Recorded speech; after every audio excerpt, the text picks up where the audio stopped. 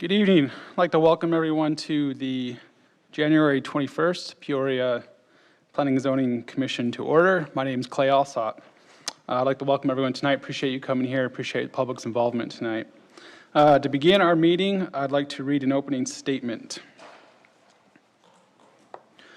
The Planning and Zoning Commission is composed of Peoria citizens who have been appointed by the City Council to serve on the Commission as a civic responsibility without compensation. Our duty is to study and review the planning and zoning issues within the City of Peoria. The Commission holds public hearings or may conduct a study session on a topic. Decisions made by the Commission on a general plan amendments, rezonings, and text amendments are forwarded as written recommendations to the City Council. The City Council will consider the recommendation of the Commission and make final determination. The City Council may concur with the decision, modify it, overturn it, or remand it back to the Commission for further consideration. For the conditional use permit applications, the Planning and Zoning Commission will act as the determining body and may approve or deny or continue the application. Any member of the public may appeal the decision of the Commission to the City Council regarding a conditional use permit. The appeal must be submitted in writing to the Planning and Community Development Department within 15 days of the date of the Commission's decision. As Arizona and Peoria continue to be impacted by the COVID-19 pandemic, tonight's meeting is being conducted using measures to protect the health and safety of the public while discussions, deliberations, and actions of the Planning and Zoning Commission remain transparent. To ensure the health and safety of those attending tonight's meetings, members of the public are required to wear facial coverings and social distance while inside the council chambers. Members of the public who wish to watch the meeting remotely may do so by viewing a live stream broadcast on Facebook at facebook.com/City of Peoria AZ, as well as on Digital Peoria channel on YouTube. The meeting is also broadcast on Cox Channel 11 and CenturyLink Channel 8509. Additionally, the posted agenda online invited citizens with comments or questions on any agenda item to submit those by 6 p.m. in advance of the meeting. If you have comments or questions following tonight's meeting, you can submit those to the Planning Department by emailing planning@peoriaaz.gov. In the interest of maintaining a fair and efficient hearing, the Commission will adhere to the following steps during tonight's meeting. Each case will be called in the order in which it appears on the agenda unless otherwise announced. Chair will open the case. City staff will then provide a brief report and recommendation. The applicant is then invited to give a presentation. Then the chair will read the submitted testimony provided by the public in advance of the meeting. After all the testimony has been taken, we will invite the applicant back up to provide any rebuttal or final statements. Finally, we will have the commission discussion and decision. That concludes our opening statement. Let's begin tonight with the roll call. Commissioners, please indicate your presence after I call your name. Commissioner Tony Fighter. Present. Commissioner Linda Grice. Present. Commissioner Sean Hutchinson. Present. Commissioner Jeff Nelson. Present. And Chair is present. This is the final call for speaker request forms. If you'd like to address the Commission tonight, please fill out a speaker request form. We have them available just outside the entrance and up front at the podium here. Next item is the consent agenda. The consent agenda is for items that are routine in nature. There is one item on the consent agenda. Item 1C, minutes, discussion, and possible action to approve the minutes of the Planning and Zoning Commission meeting held on January 7, 2021. Commissioners, do you have any questions or comments on the consent agenda before us tonight? Do we have a motion? Chairman, I move we approve consent agenda as presented. Do we have a second? I'll second. Please cast your vote on the motion to approve the consent agenda.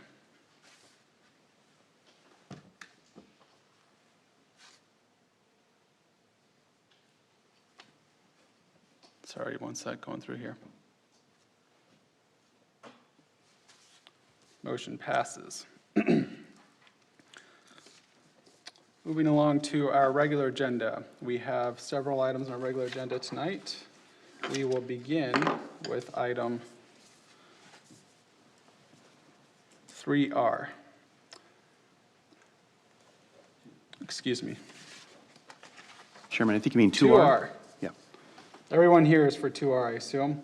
New business, Camino Alago Marketplace Planned Area Development Z04-40A.2. Discussion and possible action to amend the existing Camino Alago PAD to allow multifamily residential within the existing Camino Alago Marketplace Center. Portion of the site proposed for multifamily is 14 acres located at 10152 Lake Pleasant Parkway. Staff, please present your report. Thank you, Chairman. Good evening, members of the Commission. My name is Cody Gleason, Principal Planner with the City of Peoria. As referenced, the case I'll be presenting for you tonight is Camino Alago Marketplace Planned Area Development Amendment. This is the second amendment to this PAD. The applicant tonight is Rose Law Group on behalf of the property owner and developer. The proposal, though the entire commercial center is 56 acres, the crux of this proposal is for the 14.14 acres at the south to southeast end of the existing center. The purpose of that proposal is to provide an allowance for a multifamily development within the larger center. As you can see here, it's outlined in yellow. And it would be modifying the use standards within the center to change those from exclusively allowing what we refer to as C2 or intermediate commercial uses to then allow for multifamily, again, only on the area identified in yellow on the map. To the north of the subject site, you have the existing Walmart. In between those two portions of the site is an EOS Fitness that is currently in permitting. And then the remainder of the center contains various commercial pads, including gas stations, drive-through restaurants, car wash, those sorts of things. To the south of the subject site, you have the single-family residential Camino Alago South. That is also to the east of the subject site. To the west is portions of the existing center, and then across Lake Pleasant Parkway there, you have an entitled piece of single-family residential that has not yet developed. So here we see the conceptual development plan proposed by the applicant. The building on the left of your screen is the EOS Fitness that's provided in there for context, but not a part of the subject proposal. The proposal again is for that multifamily portion on the 14.14 acres. The proposal would contain approximately 280 multifamily units within those 14 acres, which comes out to about 19 dwelling units per acre. The access to the site, and we'll get into this a little bit more in a couple future slides, but the access to the site would be gained from Lake Pleasant Parkway and the existing access points that are present today. One change that is being made to the non-residential component of the development is a modification to provide a maximum number of tobacco retailers within the commercial center. And the developer and applicant had provided that as a restriction in response to citizen input for the subject multifamily development. So they were trying to address citizen concerns and identify uses that are perhaps more compatible with the proposed multifamily. So here we have the development standards in the table on the right of your screen. The only change being made to the commercial development standards is a modification to the front setback. So in this case, that would be to the Lake Pleasant Parkway setback. If you're orienting yourself to the development. The multifamily portion of the development largely follows the RM1 multifamily zoning standards that are contained within the zoning ordinance. The minor modifications were made to address the front setback there as well. So here is a table identifying parking standards for typical multifamily development in accordance with the zoning ordinance. The applicant is identifying proposed changes to these parking standards. The reason for that is the idea behind this center is to have a mixture of uses and the ability to not have such an auto-centric development. With that in mind, they've proposed slight reductions in the parking requirements for the multifamily development. So as you can see here, the ordinance requirement is 1 space per 10 units for guest parking. The applicant is looking to modify that to 1 space per 8 units. The remaining items for studio or efficiency, and then 2 or more bedroom units remain the same. The only other change is for 1-bedroom units, which would be going from 1.5 spaces per bedroom, or per 1-bedroom unit, to 1.25 spaces per unit. As you can see here, the general plan land use designation for this site is mixed-use neighborhood village. The idea behind that mixed-use neighborhood village is you're providing opportunities to stay and play, if you will, on the actual site. So a resident from a multifamily portion of the development would have the opportunity to conduct their grocery shopping at the Walmart immediately to the north, go to the gym at the EOS Fitness that is being developed immediately north of this, conduct any automobile service or any sort of fast food restaurants that they would like to attend. They can just walk to those instead of ending up getting in their car, driving to a further location. It provides a little bit of synergy between the existing commercial and the proposed multifamily. The map on the right here is the PAD designation over the site. Again, that would remain in place. The only difference is making the referenced modifications to the development standards and then allowing for the multifamily use on the 14 acres of the overall site. So as I touched on just now, again, that stop and stay mentality for the mixed-use neighborhood village is really the focus, and providing those opportunities without any residential component makes it very difficult to have residents be able to walk from their home to the commercial services. So immediately behind this is a wash containing riprap. So there's no immediate connections from the surrounding residential. This proposed multifamily residential would have those pedestrian connections that would allow access and service into the center. Here we have several goals and policies from the City of Peoria recently adopted general plan. There's a host of policies that help incorporate and identify benefits to directly adjacent uses, in this case horizontal mixed use. One, it provides that balance of land uses that we're looking for. It provides for sustainable development because you're placing the density in areas where you already have infrastructure in place to service those densities. This proposal would provide corridors between the existing commercial center and the proposed multifamily for, again, easy access between the two. It would allow for infill development of an area that's remained vacant for, I believe, approximately 15 years now, that the Walmart Center as a whole has been in place, and this portion has remained vacant. And again, providing opportunities for pedestrian scale, those connections between the various uses on site.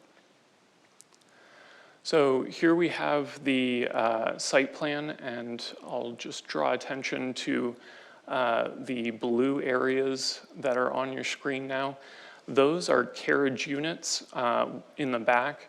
Largely, this development is comprised of 3-story buildings.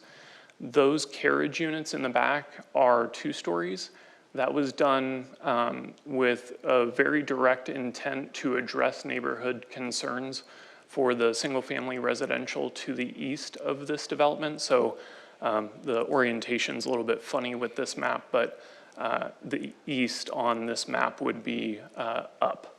So directly behind those blue units, you see there that there's been an attempt to try and address those concerns of privacy and visible access from the multifamily into the adjacent single-family residential. I have a subsequent slide where I will display the distances between those buildings and the single-family residential. Additionally, in response to citizen input, the applicant has provided here in yellow a pedestrian refuge area. So this refuge area contains shade, park benches, a water feature, various elements that are inviting to the center as a whole and aren't closed off from the existing commercial portion of the development. So any pedestrian going into here is able to access that portion of the development and enjoy those amenities.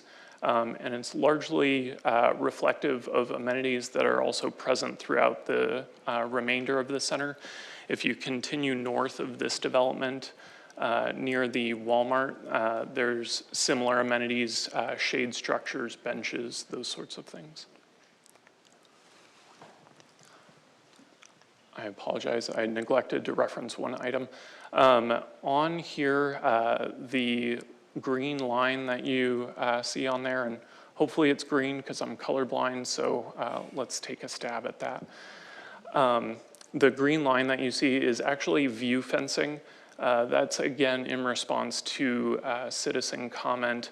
If it's going to be a mixed-use center, they should really not only integrate uses, but there should be visual integration, visual access between the two portions of the development.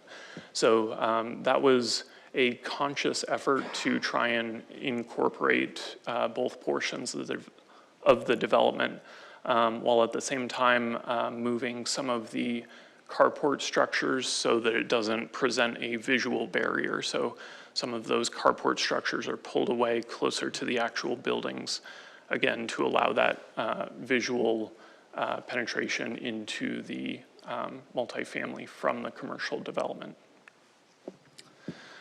So here we have the information regarding proximity of the existing single-family residential homes to the proposed buildings that would be in association with the multifamily development that's being proposed. As you can see here, the closest proximity to a 3-story building is about 190 feet.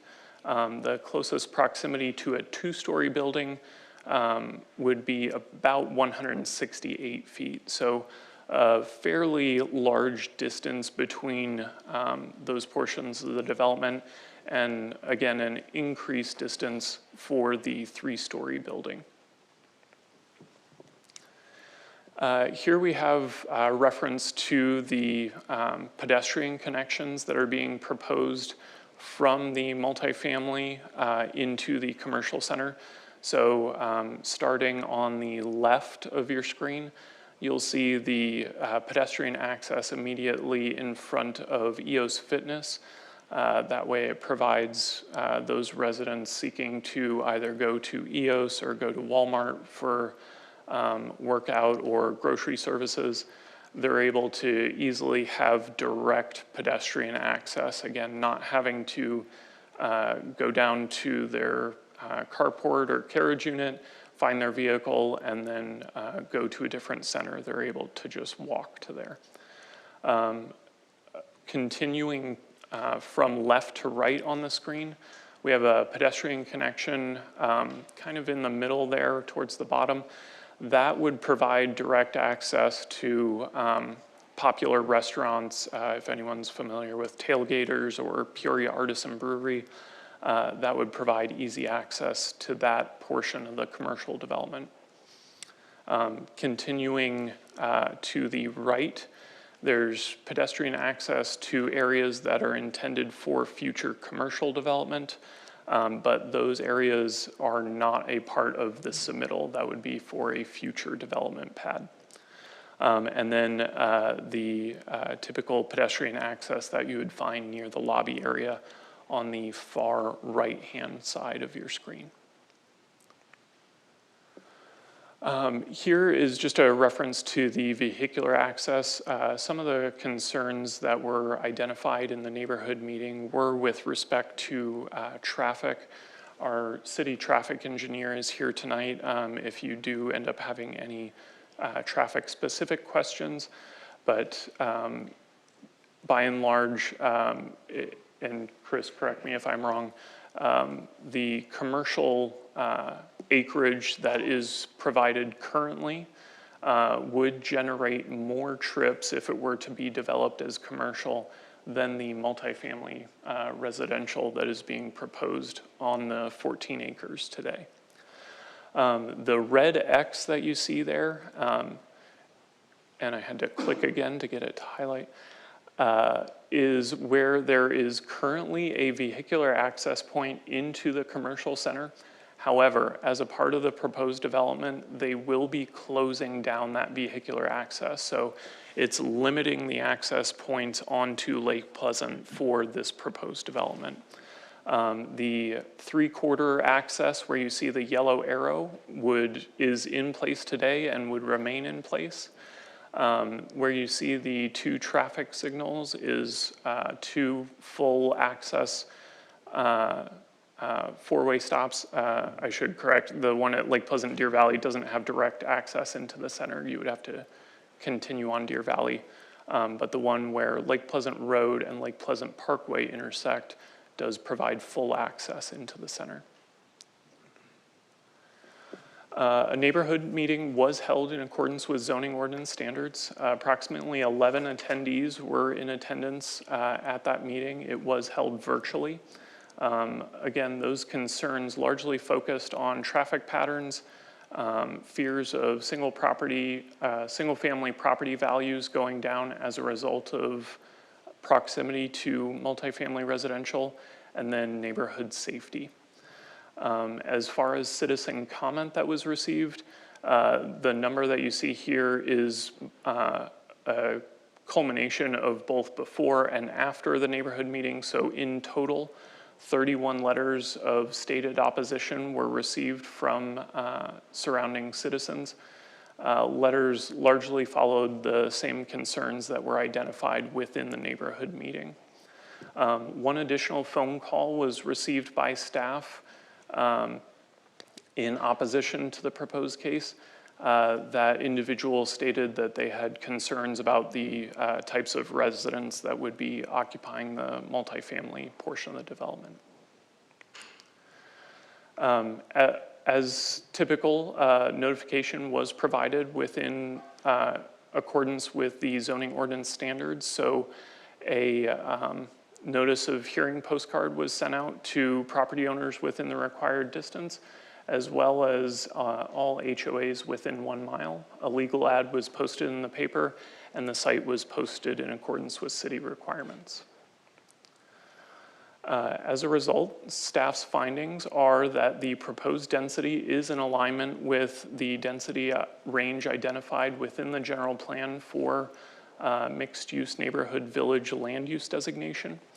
The proposed multifamily development repositions the site for mixed use and would provide a variety of housing types near employment opportunities. The proposed request would revitalize an aging center and provide mixed use that allows for much needed workforce housing within the area. And the proposal demonstrates appropriate allocations of open space and amenities within the multifamily portion of the development. As a result, staff recommends that the Planning and Zoning Commission recommend approval of case Z04-40A.2 to the City of Peoria City Council, subject to the conditions of approval identified in Exhibit 1. And with that, I'll take any questions. Thank you, Mr. Gleason. Appreciate that. Do we have any comments from the commission?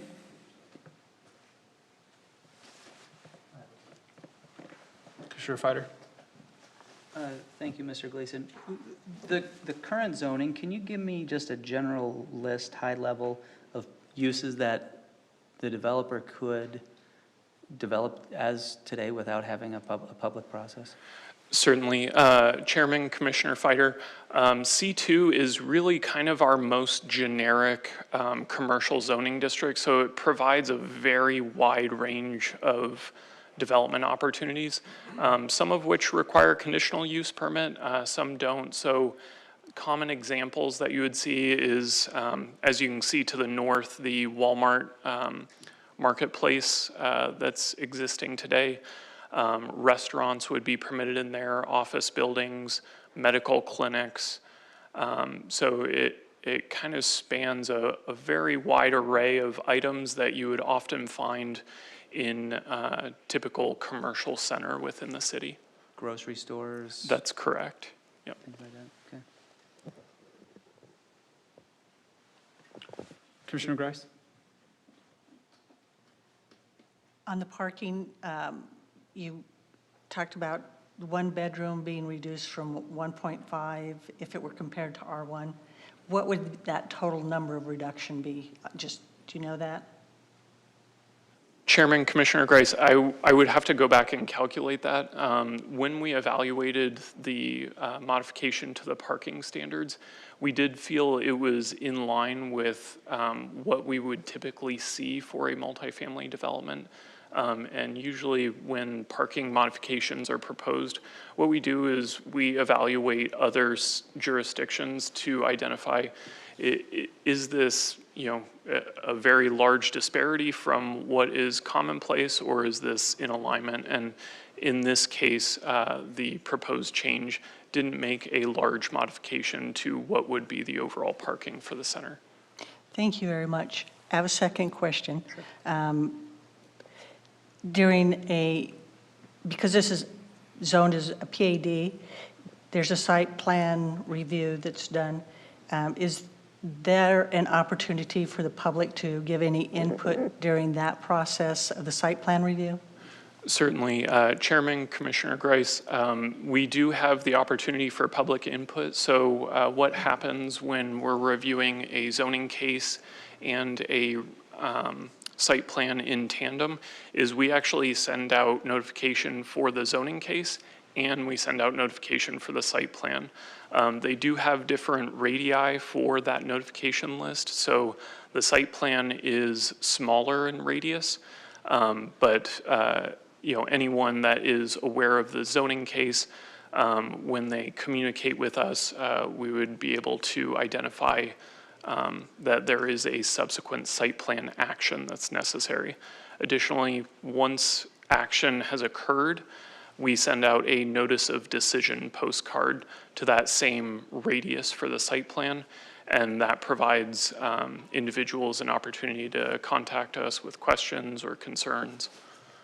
So is the site plan process running concurrently with this? Chairman, Commissioner Grice, that is correct. The site plan is currently under review. We just provided the applicant's second review comments about 2 weeks ago. And so we're awaiting resubmittal by the applicant. Thank you. Commissioner Nelson. Thank you, Chairman. Just a couple of things. I'm curious, did Fire and Police have a chance to review this for any concerns around access to the property, those back units? It seems like it's pretty limited access. And then you talked about this the fencing around there, is that part of the process? Do they look at this and determine if there's any challenges or potential issues? So Chairman, Commissioner Nelson, we actually always route our plans and submittals, particularly rezonings and site plans. We send them to police and fire. Our biggest commenter of those two is typically fire, because we're having to relocate things or jockey things around so that we're making sure that it's meeting all of the fire code requirements for access and service to the building, as well as fire department connections. Okay, so we can take comfort. They have reviewed it. They don't see any issues there. Okay. Correct. And then just in response to the question about the fencing, there is screen wall fencing on the rear of the property today that will remain in place. So there's a 6-foot screen wall in between what the multifamily is proposed and the single-family residential to the east. Great, thank you for that. I had one more question. Could we pull up this slide with the proximity map?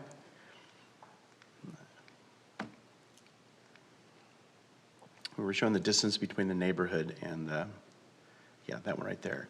So I'm curious, so all of these that are indicated, and I'm looking at the blue rectangulars that are numbered 4 through 10, those are, so 4 through 9, correct, the smaller units, I think you called them carriage houses, they're 2-story, but number 10 is a 3-story.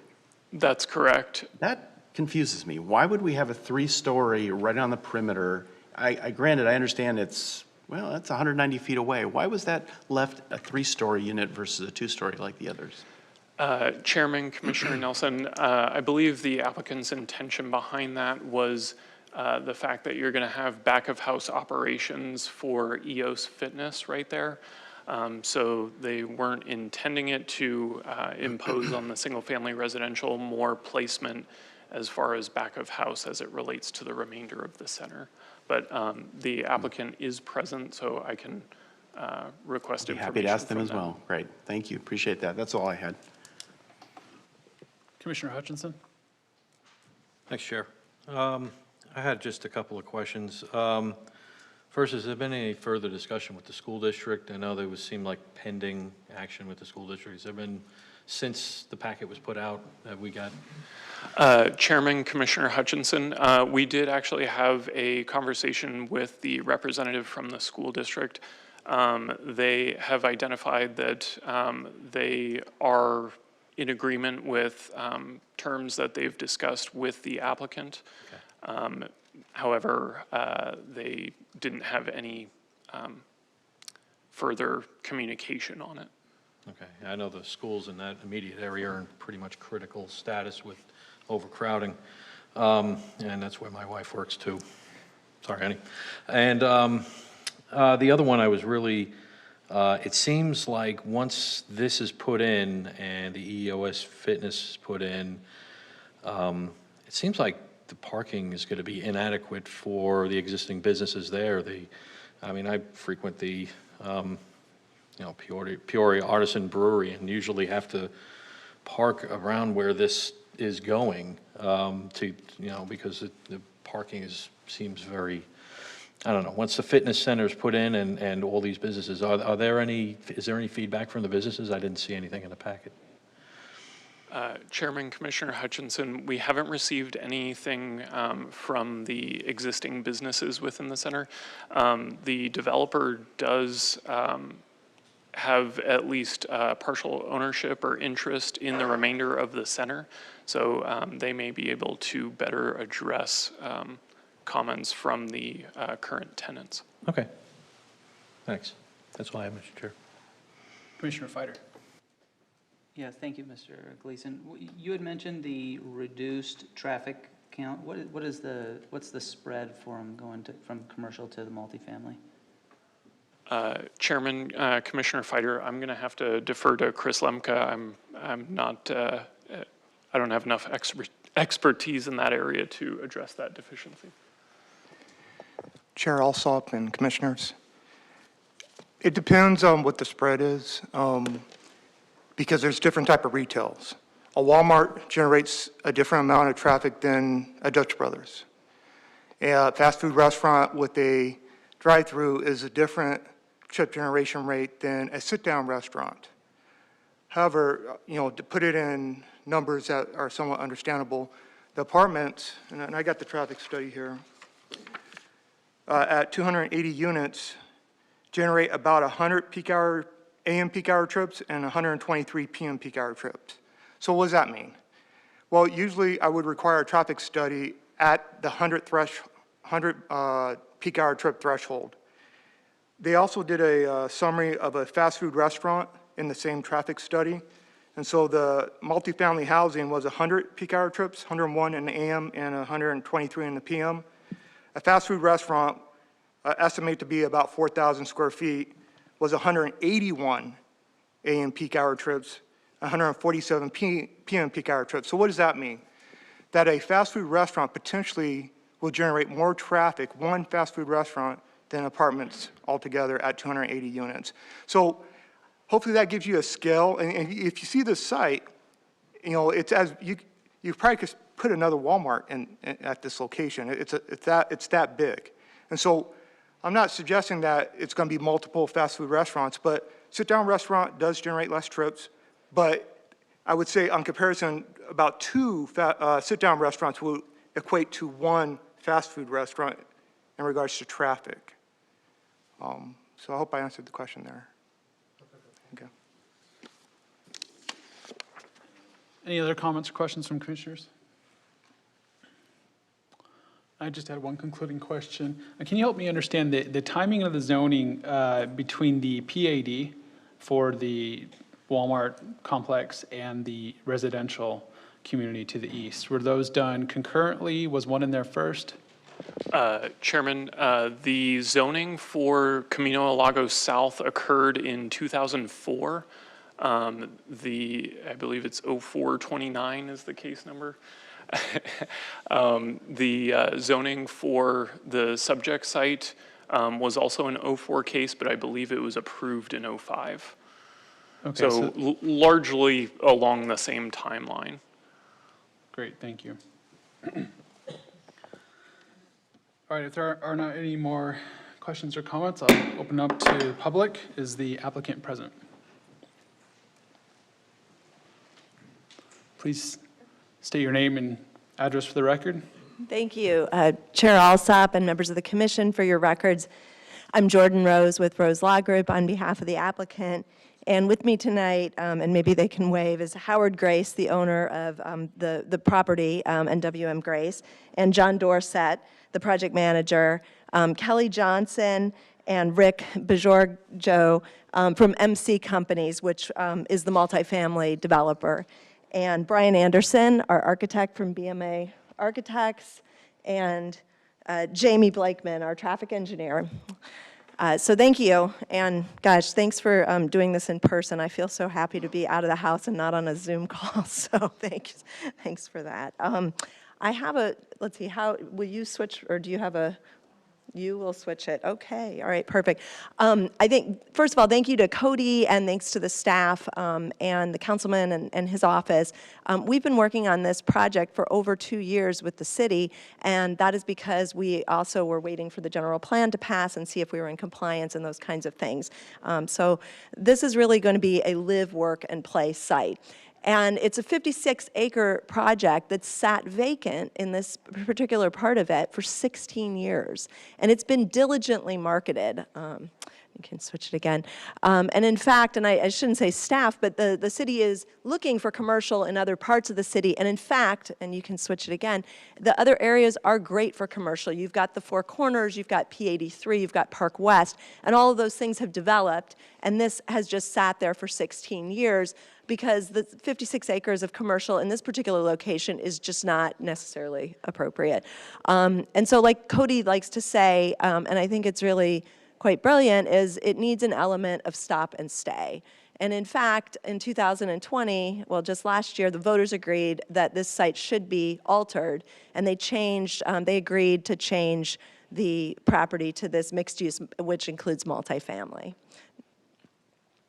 And so the the voters agreed. They wanted this site to develop. The site's been here for 16 years, and hopefully this could be productive. So MC Companies, and I'm sure you're aware of MC Companies, they have 18 projects around Arizona. They're all very upscale, very cool, and there's actually the site in Peoria at 101 and Grand Avenue. The rents are $1,100 to $1,700 a month. This is not any kind of a low-end project. This is really a vibrant live, work, and play neighborhood that'll allow for a diversity of housing in the area and walkability, and we're excited about that.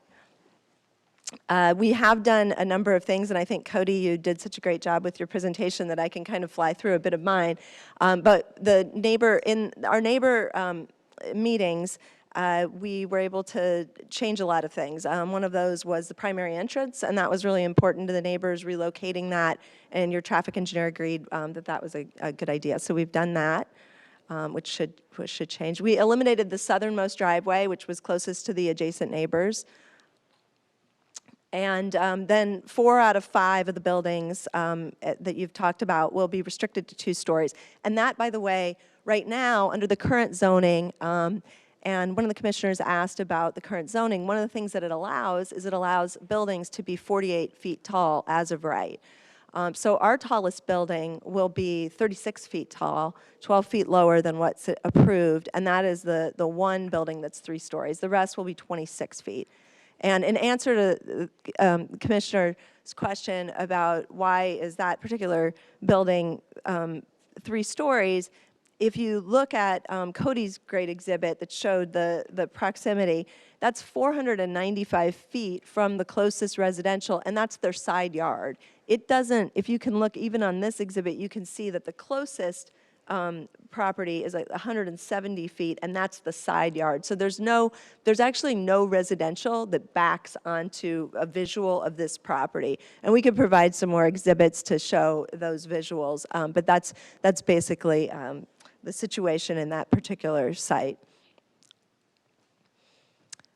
So you can't see the 3-story building from the residential, which is approximately 190 to 450 feet away across a 50-foot wash and adjacent to the open space.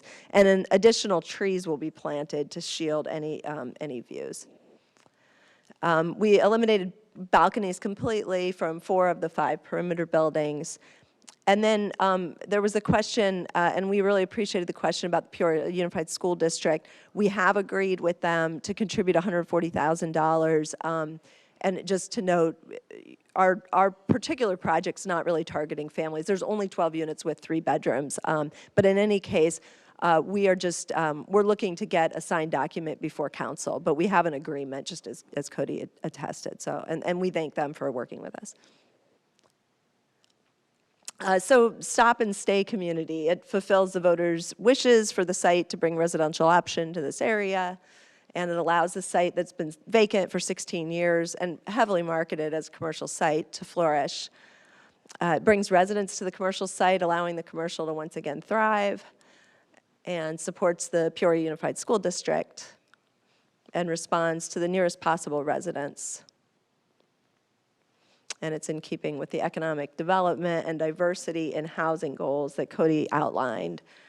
We really appreciate the neighborhood input that we've had, and we've had really good dialogue. I know the president of one of the homeowners associations here tonight to express support. We appreciate that, and we'll continue to work with them.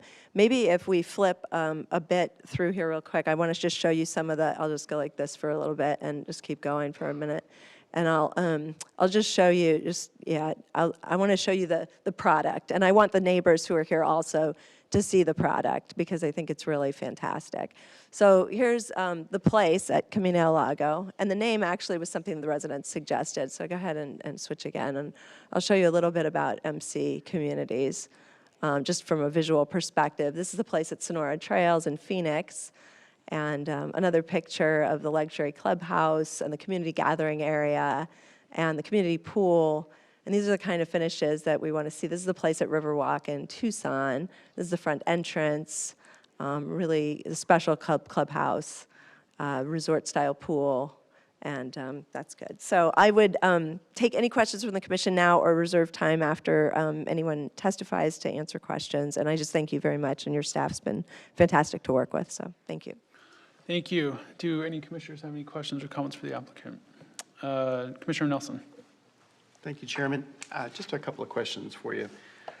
Would the developer be agreeable to reducing the size of that building on the, that we talked about, that you addressed, to a 2-story?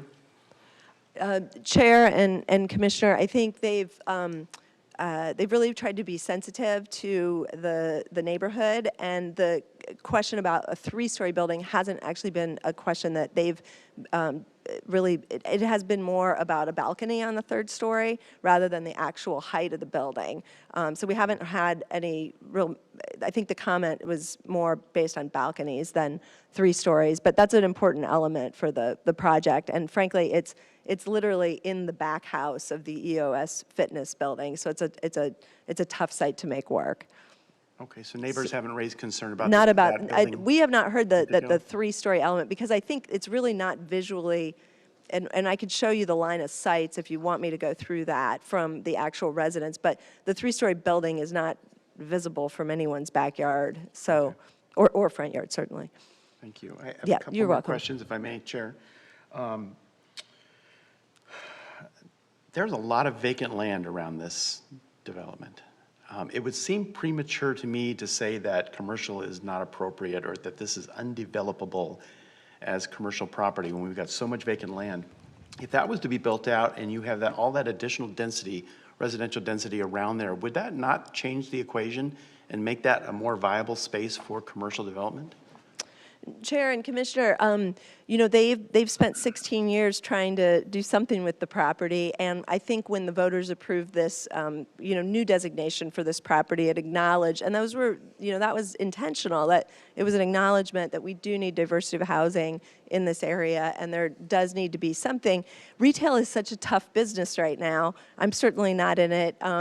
But it doesn't take a retail expert to know that, you know, retail centers and big box centers are really difficult. And so providing this live, work, and play right in that area not only will help to revitalize, you know, the whole area, but also this center, to make sure that these small businesses and the Walmart, that they stay really viable, because they'll have a built-in customer base who can, I mean, I think it looks very cool to be able to just walk to the EOS and walk to the local brewery and all of those kinds of things. And so this is really a good use for this particular property. And if the question is, could we wait another 20 years to see if something comes to be commercial, I'd say you also need to change the general plan, because this is the concept, is to try to live, work, and play. And I don't know that that's really a great use for Peoria. You're going to increase your sales tax revenue by putting this here for, you know, productivity of the center itself. Yeah, I appreciate that. I certainly wouldn't expect you to wait another 20 years. I don't want to give that impression. Thank you. And maybe I'll follow up with staff about the status of development around that area. Maybe that would answer that question. I had one more for you. You were talking about the price point on another project being $1,000 to $1,700 a month. Do you know what the price point for these would be? Chair and Commissioner, I do not, and maybe they do. One-bedrooms will start around $1,000 a month and be close to $2,000 for 3 bedrooms. If I heard correctly, 1 to 2,000 a month? 1 to 2,000. Okay. Great, thank you. Thank you. And is that what defines it as luxury, that price point? Is that why we call it a luxury? Chair and Commissioner, that's a great question. I think the luxury is the finishes that they use, the architectural detail that your staff is not only recommending, but we're, you know, complying with, and really when you walk in, there's a wow factor and that kind of thing. It's not, it's something that'll really get your attention, as you can see from those other projects that MC Companies has done. Yeah, they're very nice. Thank you. They are very nice. Yeah, thank you. Appreciate it. Thank you. Commissioner Hutchinson. Thanks, Chair. So there is, you know, a number of units being put up on here, and I know the EOS fitness is not on the agenda, but the construction work that goes into this for the local community, and I know this really isn't into the purview of zoning, but if we could, if this does move forward and get approval, could we work with the development team to make sure that local hiring practices are used, local workforce boards, and get the local community construction workers, not just the contractors and businesses, but the actual workers from the local community to build these units? Chair and Commissioner, I would think that that would be a, It's tough to do, but almost all of the subcontractors will be within the area, just how construction works now in Valley. I understand. I'm a construction worker myself and spent my whole career, driving to the East Valley, and while construction projects would happen here locally. And I know that the construction community can and should, quite frankly, coordinate a little bit better and utilize local resources for hiring from within the local community. No, Chair and appreciate that. Commissioner, that is well noted, and I think the good news is that both the developer and the MC companies have so much experience with this that I think they're here in the audience listening to you, and I'm certain they'll take that approach. Okay. So thank you for that. Thanks. Commissioner Fider. Does the applicant own the retention area behind the EOS? Chair and Commissioner, no, they do not. All right, but that is controlled by the ownership of the EOS site? Chair and Commissioner, I believe, and your staff can confirm, it's controlled, go ahead, Cody. Chairman, Commissioner Fider, the drainage channel that contains the riprap rock that is owned and managed by the Camino Alago South Homeowners Association, so the Single Family Residential Homeowners Association. I apologize if I wasn't explaining myself. There seems to be what could be a potential pad behind the EOS site. So if there is a potential for challenged with parking in the retail, could that retention be undergrounded and add parking for, whether it be employee parking for the retail uses, that could potentially take off some strain on the retail parking? Chair and Commissioner, that's a great question. And we do have our traffic engineer here if we want to talk about the parking standards. But I think that's a great idea. If there was an issue that, we haven't somehow accounted for, I'm certain that they can find a solution for it. In particular, I think that the traffic report so far and the study on parking has shown that we're going to be accommodated. But I think there are options. So thank you for that. Any other questions? Thank you, Ms. Rose, appreciate it. Thank you. Oh, and one more, is the applicant in agreement with the conditions of approval? Oh, yes, I'm sorry, Mr. Chairman. Yes, we're 100% in agreement with those, so thank you. Thank you. Yes. I have several speaker request forms. I'll go through them in the order I received them, and if they would like to speak, they are welcome to come up. Cynthia Abels.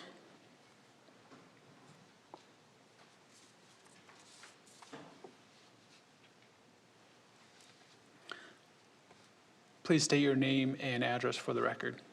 Sure. Cynthia Abels. My address is 9884 West Quail Avenue, Peoria, Arizona 85382. So I have been aware of this project for 6 to 8 months now, and I've been very adamantly against it. I moved in Camino Alago in 2009. I was told it was going to be restaurants, businesses, places we could shop. And that's just not the case anymore. I know, I've been waiting and waiting and waiting for this to happen, and now they're gonna put a residential area there, And it's disheartening, because we were gonna be able to walk, like they said, live, work, eat right in our area. And now that's being taken away from us. We want restaurants, we want retail, we want places to go, take our families, walkability. Right now, we have to go up to the Four Corners, or we have to go down to P83. And it seems ridiculous to me that there is this space that's not being used for the potential it has. Like you said, there's the, the other development that's happening just south of the Lake Pleasant, and that's going to warrant having more restaurants in that area, having more retail. It's all happening. I mean, they're building, they finally started building in that area. I think that, you know, there's use there. When talking to my neighbors, I went door to door to my neighbors. Nobody wants this. Everybody wants restaurants and shops and things that they can go to, that they can walk to. It's right around the corner I mean, we're right there. My kids walk to Walmart. They walk to Burger King. They walk to Dairy Queen. We already do that. We want the whole area to be that way. I don't know.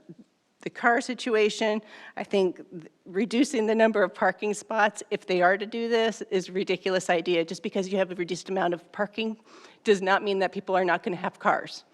They're still going to have the same vehicles that they move there with. Just because there's a Walmart there and there's Burger King and Dairy Queen, they are still going to have their cars. They're still going to go to their office buildings. They're still going to go up to the Four Corners. They're going to be doing entertainment. They're still going to have vehicles. There's just so many things. The amount that they want to charge for the apartments, 1,000 to 2,000, we're talking this is going to take two years to build, and that's ridiculous. It's just not enough. So, thank you. Thank you, Ms. Sables, appreciate it. Next is Diana, is that Rokel?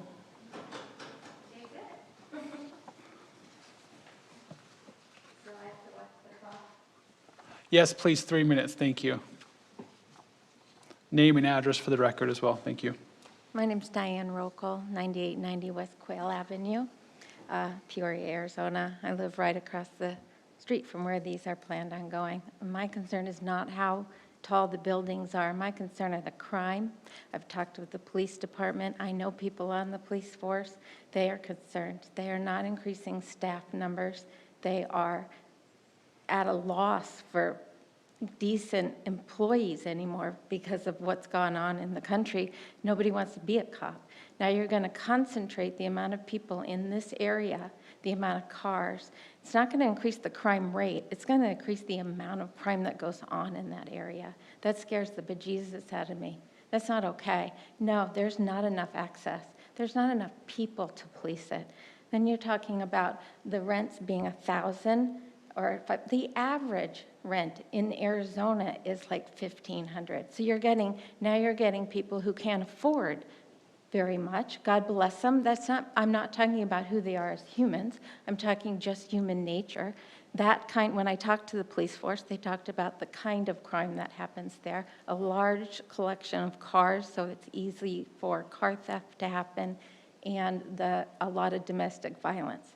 You have access to all the restaurants, all the bars. Now you have drunk people. We would love a community. I live in this amazing neighborhood. I went door to door. I made flyers. I got together everyone I could. And in the time that I first told them about this going on, which, by the way, when it first came up, I was told, I believe, by the city councilman's secretary that only 5 people voted for this because there weren't enough people who knew about it. You put it in the newspaper, you put it on a piece of paper. We don't go read stuff that way anymore. People are all on the internet now. I'm a marketer. I've been in marketing for 30-some years. I know how that works. I know the language you use to make it sound really good. I also know how, the other way works.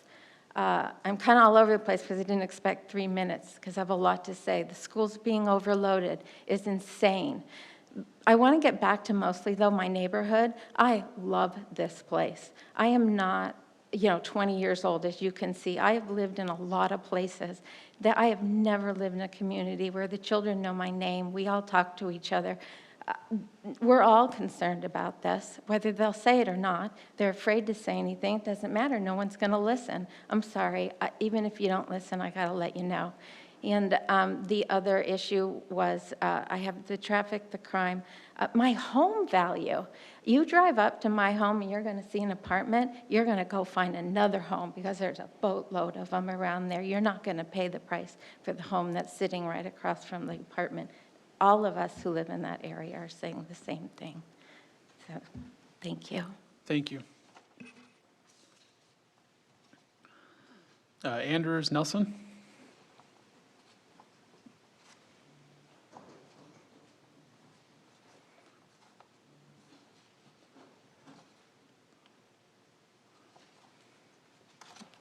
Mr. Nelson, can you start with your name and address for the record, please? Yeah, Anders Nelson. Address is 9776 West Robin Lane, Peoria, Arizona, 85383. All right. I had a lot of concerns about the apartment as well, and I had been in touch with the developer and addressed some of my concerns, and they did take a lot of my concerns into thought and address them and put them in. I actually live on the north side of the property in the Meadows development, and my wife and I like to walk down to the restaurants. We like to walk down to Peoria Artisan, and we really enjoy the walking paths in the area. So that was one of my concerns, is making sure that it integrated with the walking paths, and I feel like they've done a good job with integrating that and addressing my concerns. They've listened. I still have some concerns about the parking, but I am in support of this because they have addressed it and they have been working with this overall, and I don't think that there's any concerns that are not unworkable. Thank you, Mr. Nelson. Appreciate it. Thank you. And Mr. Christian Williams.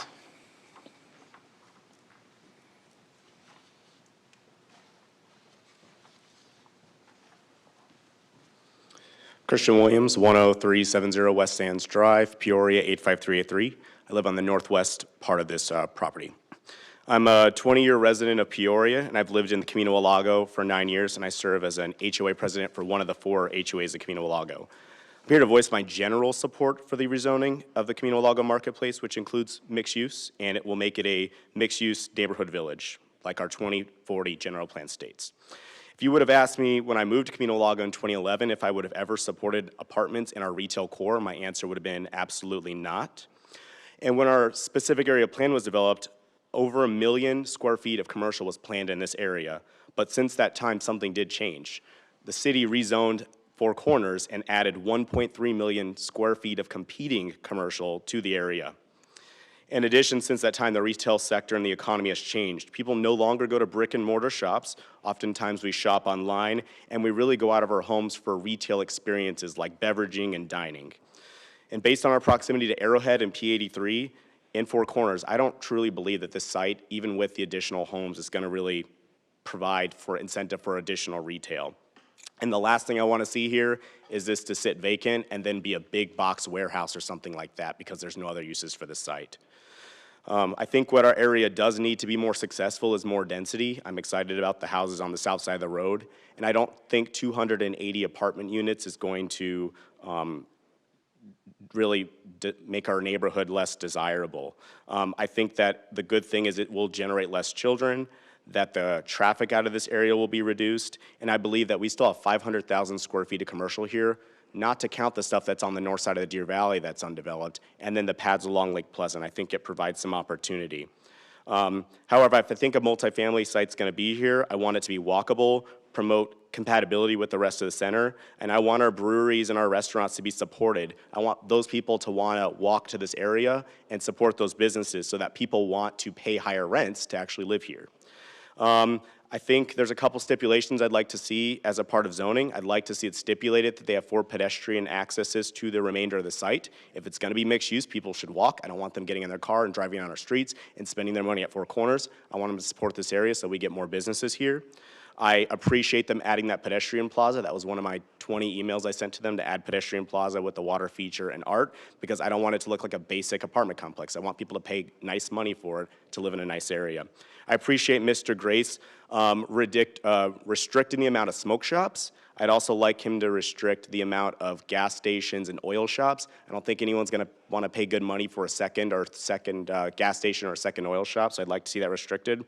But I do appreciate the developer working with us on that, and I do appreciate that they're calling this Camino Alago, because I want our area to feel like a neighborhood and not a million subdivisions. So appreciate the developer's work on that and listening to my 20 emails. Thank you. Thank you, Mr. Williams. Do we have any other speaker request forms, sirs? No. Would the applicant like to respond?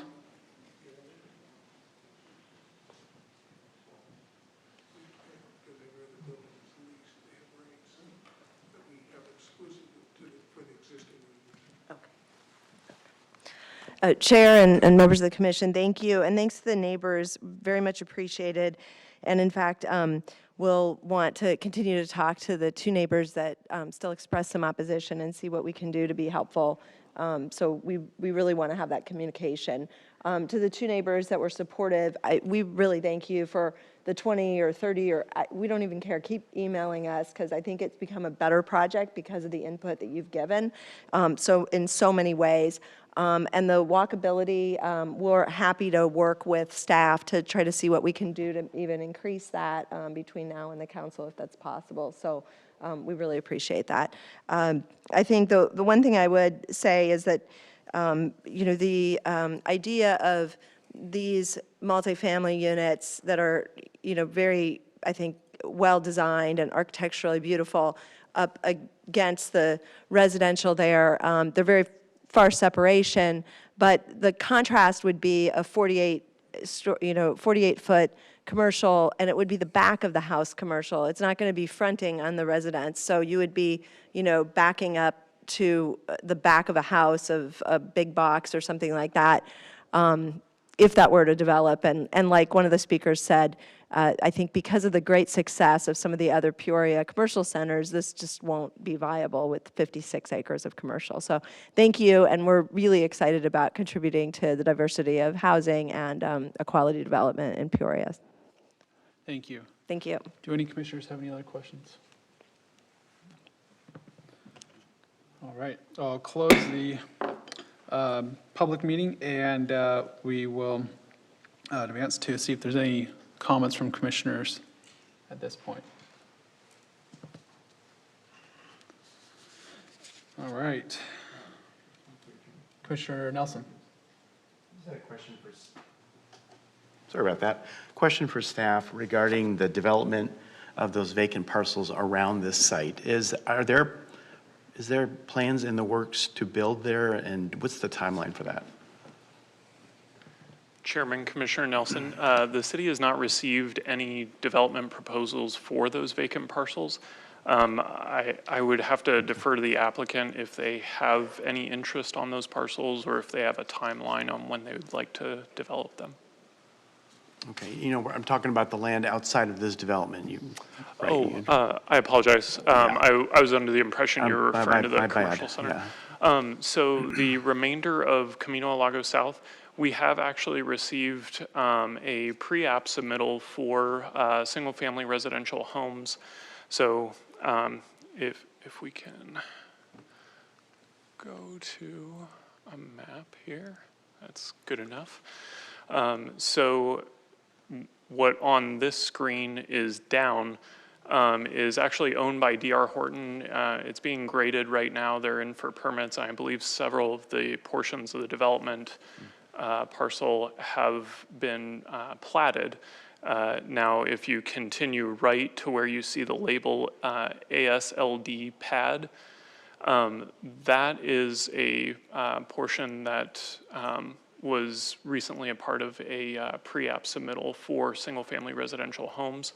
And then if you see behind the Walmart Center, where it also says ASLD pad, that was a part of that same proposal for single-family residential homes. So there is activity on those sites. I believe the State Land Department is evaluating an auction on those parcels, but I don't believe that has actually occurred yet. So timeline-wise, are we looking 10 years out, 5 years out? Do we have any guesses as far as when we might see houses or see this built out? Chairman, Commissioner Nelson, it kind of depends on state land's interest in ending up taking those items to auction. So if they do it sooner rather than later, then at that point, the winning bidder at the state land auction would be able to develop those, typical time frame for an entitled property where you're, before you see something come up is, maybe 1 to 2 years. That's when they submit plans to when you see something going up. But they haven't even gone to auction yet, so we're still, that timeline is likely much longer than that, I'm assuming? Chair, all subcommissioners. I think the fact that you have a developer that is doing due diligence on those parcels and talking to the state land department, to me, would suggest that even though the property has not been put up for auction, or there's no schedule right now for an auction of those parcels, I think the thinking is that it will be released more near term. So you're probably looking more development interest to occur probably in the 5-year bucket, not the 10-year bucket on that, because you basically have development all the way around this area and few remaining infill parcels in this central area here. Thank you. Any other questions or comments from commissioners? I just have one last comment. Kind of a little bit of my own personal history. I moved into Peoria during the middle of the recession, and my house was fortunately much cheaper than it is today. And I was fresh out of college, just had my first job. My wife is a school teacher. I wouldn't have been able to move into the zip code had there not been affordable options at that point. And, my house today probably goes for triple what I paid for it. And I think about those college graduates who are coming out and they want to live in a nice area. And I hope they move here. I hope they move into these apartments and stay in Peoria like I did. And I think I turned out to be an okay resident and an okay neighbor on my street. So I'm happy to support this project. I think that the public outreach has been great, and I appreciate that it's consistent with the general plan. If we don't have any other comments, do we have a motion?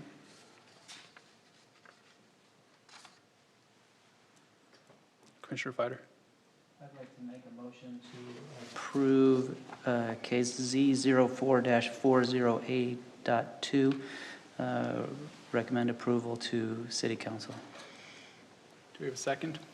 I second the motion. Please vote.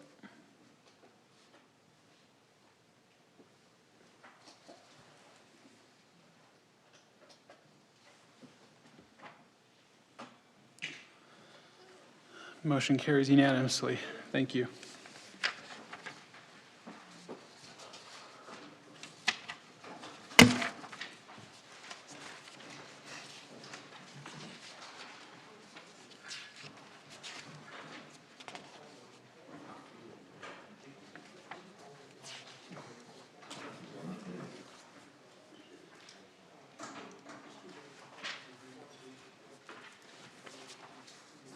All right.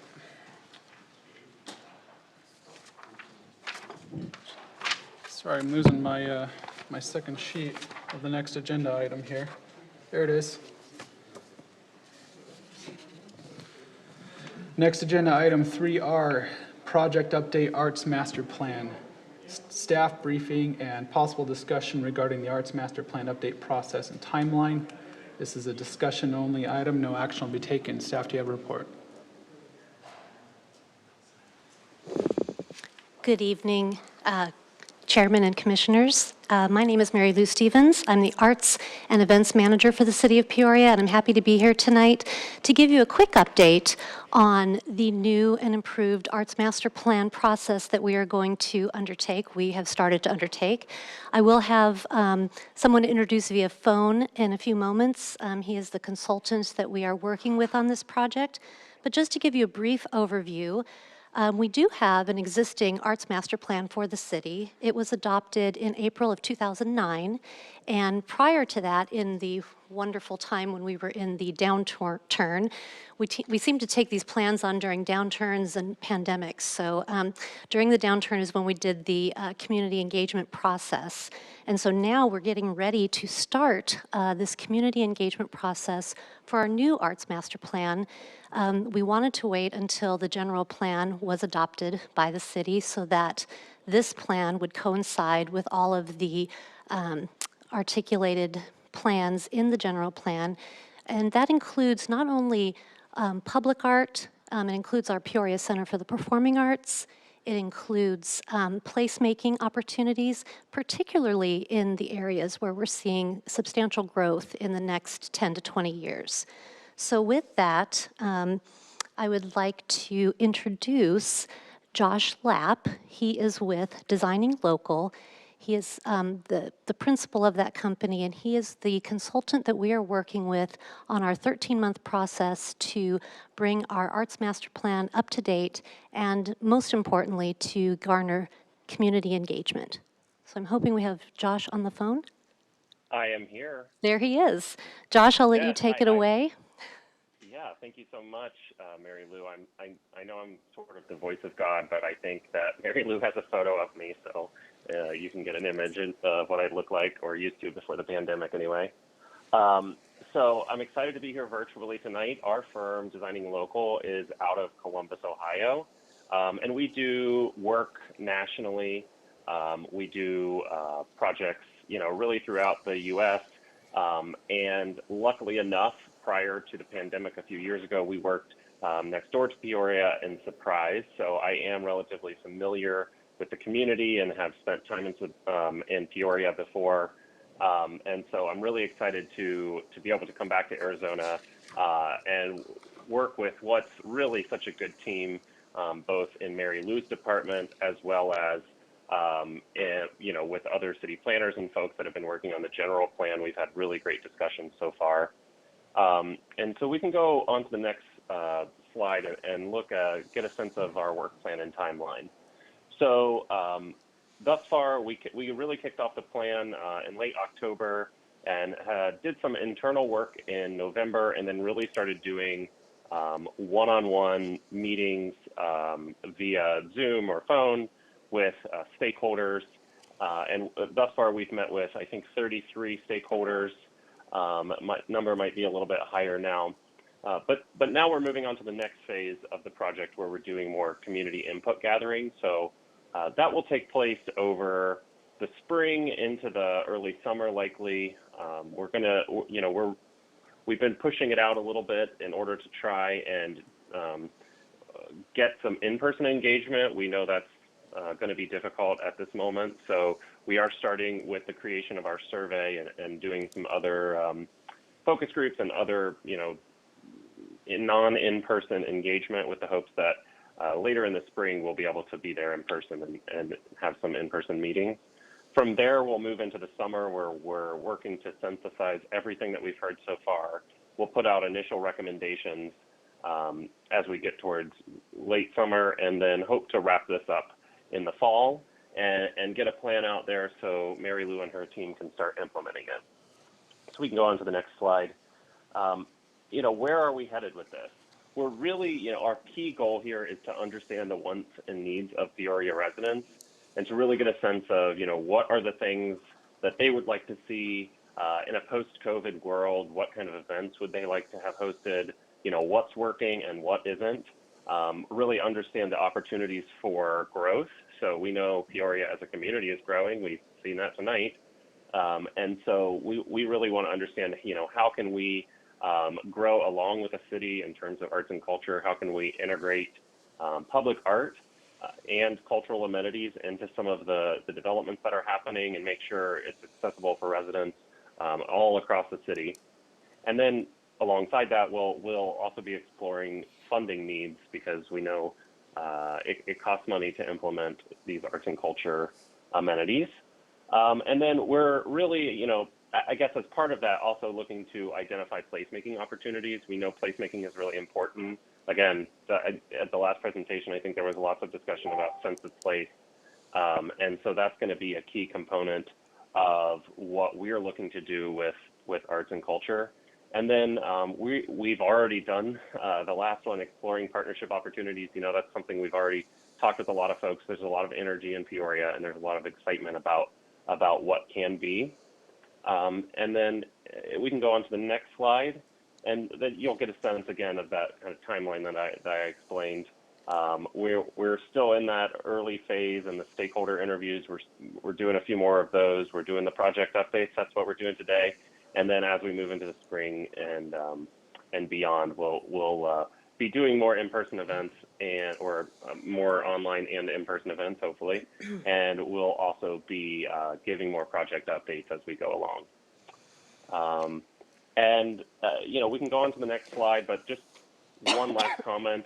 We are really looking to figure out, again, how to integrate arts and culture with everything that the city is doing. So we will be coordinating very closely with the planning department and with Parks and Rec and all departments really to try and integrate this into both new development, new parks, all the things that are happening. The city has already done that for a long time, but we're going to work to even make that a stronger emphasis as part of the arts and culture program at the city of Peoria. So with that, I can take questions, Mary Lou can take questions, and just want to let you know we're really excited to get this moving forward. Thank you, Josh. Thank you. Commissioner Fighter. Oh. And Commissioner Nelson. Thank you, Chairman. Great work. I can't wait to see this get off the ground. This is so important. Tell me where diversity and inclusion comes into this whole process, as far as trying to represent a variety of artists, things that are maybe non-traditional. Is that part of the scope of the work that you're going to be looking at? Is that going to be a big part of it? Tell me how that fits in. Chairman and Commissioner Nelson, thank you. Great question. It's one of the things we've been talking about now for 4 years, because I think one of the barriers that we have to arts and culture is the fact that many people don't see an entry point for themselves. And that is really crucial. I can tell you that in the time I've been with the city and talking with even the neighbors in the area of the Peoria Center for the Performing Arts, many of them didn't even know what the building was. And so with that kind of input, we have to make diversity and inclusion a top priority. How do we do that? We have to reach out to those organizations, to those neighborhoods, to those places that are not normally involved in the arts. So when Josh mentioned the stakeholders are obvious. They're the people that are already doing the work in the community. We want to make sure that they can continue to do that work. But now the harder work is reaching out to the community that is not involved in the arts. And the beauty of it is that in developing our new department, Neighborhood and Human Services, which is now 2 years old, believe it or not, our main goal in that department is community engagement. We actually have a community engagement coordinator now. And so in working with that department within my Neighborhood and Human Services department, we can make that a top priority by doing pop-up events in neighborhoods, by going to the different cleanup events that we have in neighborhoods, by going to Park Fest when we get to do that again. So yes, diversity inclusion is probably, it is number one on the list in terms of getting that input and getting people involved in their neighborhoods. And to be fair, the neighborhoods in Peoria are very diverse. They're very different. And what one neighborhood needs and wants will be very different from what another neighborhood needs and wants. So we want to address that in this plan. It's fantastic to hear. Thank you. If I could add to that as well, just quickly, I think we're going to be looking at geographic access as well. So, making sure that there is both diversity of content and throughout the city that we have an equitable distribution of arts and culture. So that's something that I think we'll be looking at as well. That's terrific. Chairman, may I ask one more question? Sure. I guess my last question is, how can we as individuals, how can we as a collective body support your efforts and support this project? Chairman and Councilmember, thank you again for a great question. It is important that we have ambassadors in the communities that we serve, and those ambassadors come in all shapes and sizes, and certainly being on the Planning and Zoning Commission is an important role that you play because you do talk to your neighbors and people know who you are, and that right there is just enough to get a conversation started. I think many people have a reluctance to participate, and we want to open that door and make the reluctance go away. So if they're more comfortable doing something online, we will accommodate. If they're more comfortable with us coming to their neighborhood, we will accommodate. So we want to know, are there HOAs that want us to come and do a presentation? Are there neighborhoods that would want to do a pop-up event? Would they rather do a Zoom call? We have the resources to do that, and thankfully we have a great consultant with Designing Local that can help accommodate that. So really getting the word out, whether it's through an HOA newsletter, whether it's through just your talking with your neighbors, any way that you can get that word out to let people know this is happening, because probably the thing that disheartens me the most is when I speak to someone and they say, oh, I didn't know that was happening. You know, we try very hard to do all the marketing efforts that we possibly can. I actually have a marketing background, so that's my forte. And even when you spend lots of money on marketing, you don't get 100% of the people. So we'd like to encourage as much involvement as we can. So your help is greatly appreciated. Thank you. Thank you. Thank you, Chairman. Thank you, Mr. Chair. On the internet, like if I go onto the city site, where would I find about what's going on, the link that I could see? Then secondly, is it possible maybe to jazz up the city site, the website, with some like banners that are directed towards this activity, towards supporting the arts, and like run banners across the website, something like that, and maybe jazz up the background of the website? Chairman and Commissioner Grice, first of all, I'm all about jazzing up things, so you're definitely going down the right path. I know that there are some, how shall I put it, definite parameters that our Office of Communications has on our particular website. So one of the things we just agreed to with Designing Local is that Josh and his team will be putting up a separate website specifically for the Arts Master Plan integration and getting the community involved. There will be a link to that website on our city page, which is peoriaaz.gov. And if you go to that home page, we do have appropriate banners on the front that call out specific and important items, and this will be one of them. And with that one click, you will go to the place where you can find all the information about the Arts Master Plan, including the questionnaire that you can fill out with your preferences and the ideas that you have for continuing our Arts Master Plan. So great ideas, thank you. Any other comments from the commission? All right, we'll open it up for public comments. Anybody have any input? No speaker request forms. We'll close the public comment. Seeing that there's no action on this, do we just proceed to the next item, Chris? Mr. Chair, that is correct. All right. We will proceed to item 4R, study session, Proposition 207, rec marijuana, staff briefing, and possible discussion regarding Prop 207 in relation to current land use regulations and potential adjustments to zoning code. This is for discussion only. No action will be taken at this time. Great. Well, good evening, Chair and members of the commission. I want to say Happy New Year. This is my first meeting this year. I know it's your second. Unfortunately, I had to postpone this item from the last meeting. I had some personal health issues to attend to, but happy to be here to talk to you about this issue tonight. The study session tonight, this pertains to Proposition 207. This was termed the Smart and Safe Arizona Act. We all, I think, collectively know it as recreational marijuana. This was passed by the Arizona voters at the last general election, the November 3rd general election, and was certified by the Secretary of State, so it is in effect now. Overall, when you look across the country, 11 states have a recreational marijuana law in place, and 34 states have a medical marijuana law in place. So it is something that increasingly the states are having to address. On the 5th of January, we did have a study session with the City Council, We provided them a summary of Proposition 207, and they did provide the staff with some policy direction, and we'll talk about a little bit about that tonight. If you had a chance to watch that study session on January 5th, just bear with me. Some of this information will be duplicative tonight, but I wanted to provide the commission with an overview of that. So the discussion tonight, just to be clear, is really centered around land use and zoning, the siting of marijuana facilities, and the operational limitations. I'm sure there are a lot of questions on use and possessions, but you certainly don't want to ask the zoning guy about use and possession. So we'll focus tonight on land use and zoning if we can. What I'll do in my presentation is I'll provide you an overview of Proposition 207, all of the obligations and our purview within that. We'll talk about our existing zoning regulations because we've had medical marijuana zoning ordinance on the books for about 10 years now. It's surprising to believe it's been 10 years since we passed medical marijuana, so we've had that in place.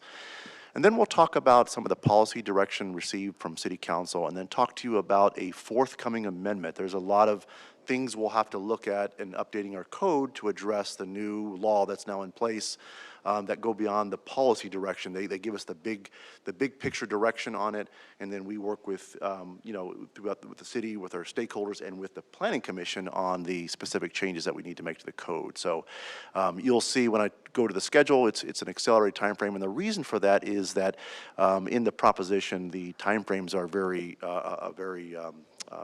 accelerated. In fact, the Department of Health Services has to identify rules for administration in a very short time frame, and they are actually now in the process of issuing licenses. So it's important to us to have something in place to address these licenses and these requests as they come forward. It's a very compressed time frame. So I'll go through that as we go along. All right, let's talk about Proposition 207 rather. This new law, this legalizes the sale, possession, and use of recreational marijuana for adults 21 years and over, okay? They can now possess up to 1 ounce of marijuana with no more than 5 grams in a concentrated form. In terms of growing marijuana plants, the law specifies that a single adult household, they can grow up to 6 marijuana plants on site, or if you have a household that's 2 or more adults, they can grow up to 12 marijuana plants on their property. The law does stipulate that any cultivation has to be kept in a lockable, enclosed area, and it has to be beyond public view. So that is part of the law that's in place. The law also provides that, I should say prohibits the use of recreational marijuana within a public place or open space. Now, public place and open space, I italicize those. Those are defined terms in the state statute, and they are in alignment with the Smoke-Free Arizona Act. So a public place are places where the public is invited or allowed, and they include things like airports, hotels, retail stores, restaurants, theaters, and other things. So now you're restricted from smoking there. You would also be restricted from using marijuana in those same places. So it does align with the Smoke-Free Arizona Act. The term open space includes things like public parks, sidewalks, preserves, or pedestrian ways. So these terms were clarified at a November study session and action through our city council, just to clarify that while the possession of marijuana is prohibited in open space, we just wanted to clarify that it's also prohibited in the city of Peoria owned or controlled open space areas, just to clarify that aspect of it. Also, as you would imagine, it's illegal to operate a car in any state of impairment, also impairment from marijuana. Also, the law does not require an employer to change. It allows them to continue to maintain a drug and alcohol-free workplace. So if a company wants to not permit their employees if they want to maintain a drug and alcohol-free workplace, they're allowed to do that under the law. This slide, I want to talk about the taxing and revenue structure. So the sales of recreational marijuana, what the law provides for is a 16% tax on sales, in addition to the local sales tax that each of the jurisdictions would enact. So what happens with those revenues? So after implementation of this law, the revenue is going to be deposited into what they call a Smart and Safe Arizona Fund. And so you can see on the graphic where they will go. So, a third of those will go to community colleges districts. Third will go to municipal police, fire, and sheriffs. about a quarter would go to what's called the State Highway User Revenue Fund, HERF funds. What is that? These are funds that are collected from the taxes from fuel sales or from registrations. And what they do is these funds support highway construction and also other highway-related expenses. There's also a new fund called the Justice Reinvestment Fund that's stipulated in the law. What is that? That is a term that is used as an umbrella for a variety of programs that focus on public and behavioral health, jail diversion, workforce development, substance abuse prevention, mentoring, and other like-minded types of programs. And then the remainder of that fund would go on to the Arizona Attorney General and all local agencies to enforce this act. So that's where these revenues would go. Proposition 207 now includes the licensing of marijuana testing facilities. So with the passage of, actually with Senate Bill 1494, this occurred in late 2019, marijuana and marijuana products, they are now required to be tested. So mandatory testing was actually began on November 1st of 2020. Until that time, Arizona was we were one of the only states in the U.S. that had a medical marijuana program that didn't require testing. So I think this is a good thing. What the testing is going to do is going to be done to determine unsafe levels of contaminants, heavy metals, pesticides, herbicides, and also to confirm the potency of the marijuana to be dispensed. So that's now required from that Senate bill. The Arizona Department of Health Services, they also have the statutory responsibility to license and regulate third-party testing facilities and their employees. This was also the case when the medical marijuana proposition passed. They also had that responsibility as well. As we'll discuss later in this presentation, the siting of facilities, that's subject to local zoning regulations, which could even include outright prohibition. So I'll talk to you about that in a second. With respect to marijuana testing facilities, there are currently 2 testing facilities in the valley.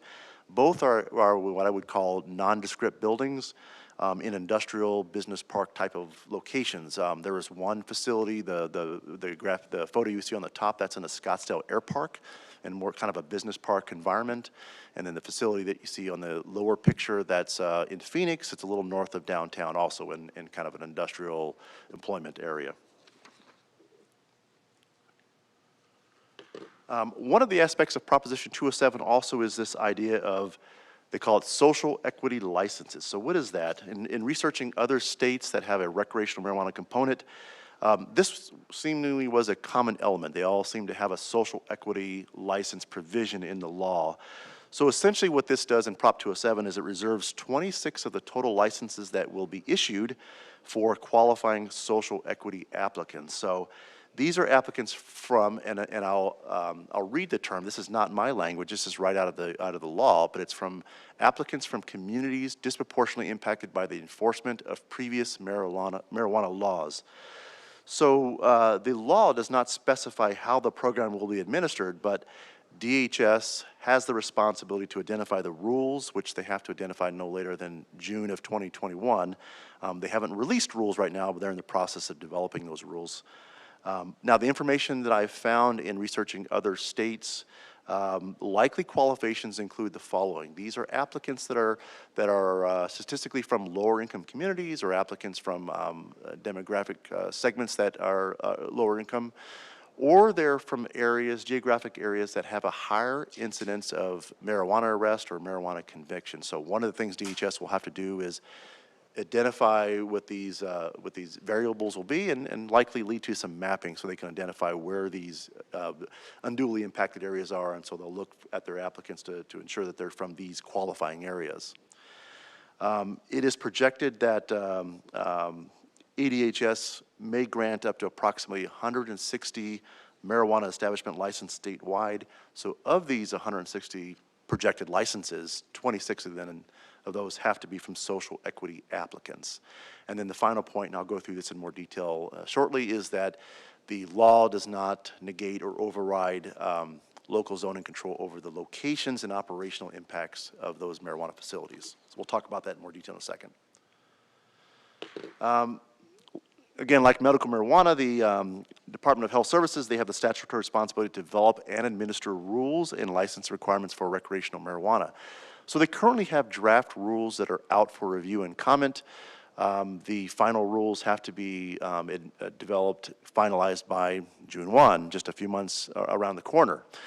The way that the law also provides is that ADHS has to begin accepting what they call early applications, and that period, or I should say those early applications are from existing qualified medical marijuana dispensaries, okay? And the collection of early applications actually started a few days ago. It started on January 19th. It'll continue through March 9. So this period of time is to accept applications only from existing medical marijuana providers. After that period, then they'll open it up to the general, the general group, rather. Let's talk about home delivery of marijuana. That was another facet of this law. So home delivery is actually prohibited right now in Proposition 207 until the earliest of 2023. So they can't do home delivery of marijuana sales until no earlier than 2023. And that period is important because that's when DHS, they can start developing and finalizing rules for home delivery of recreational marijuana after 2023, but no later than 2025.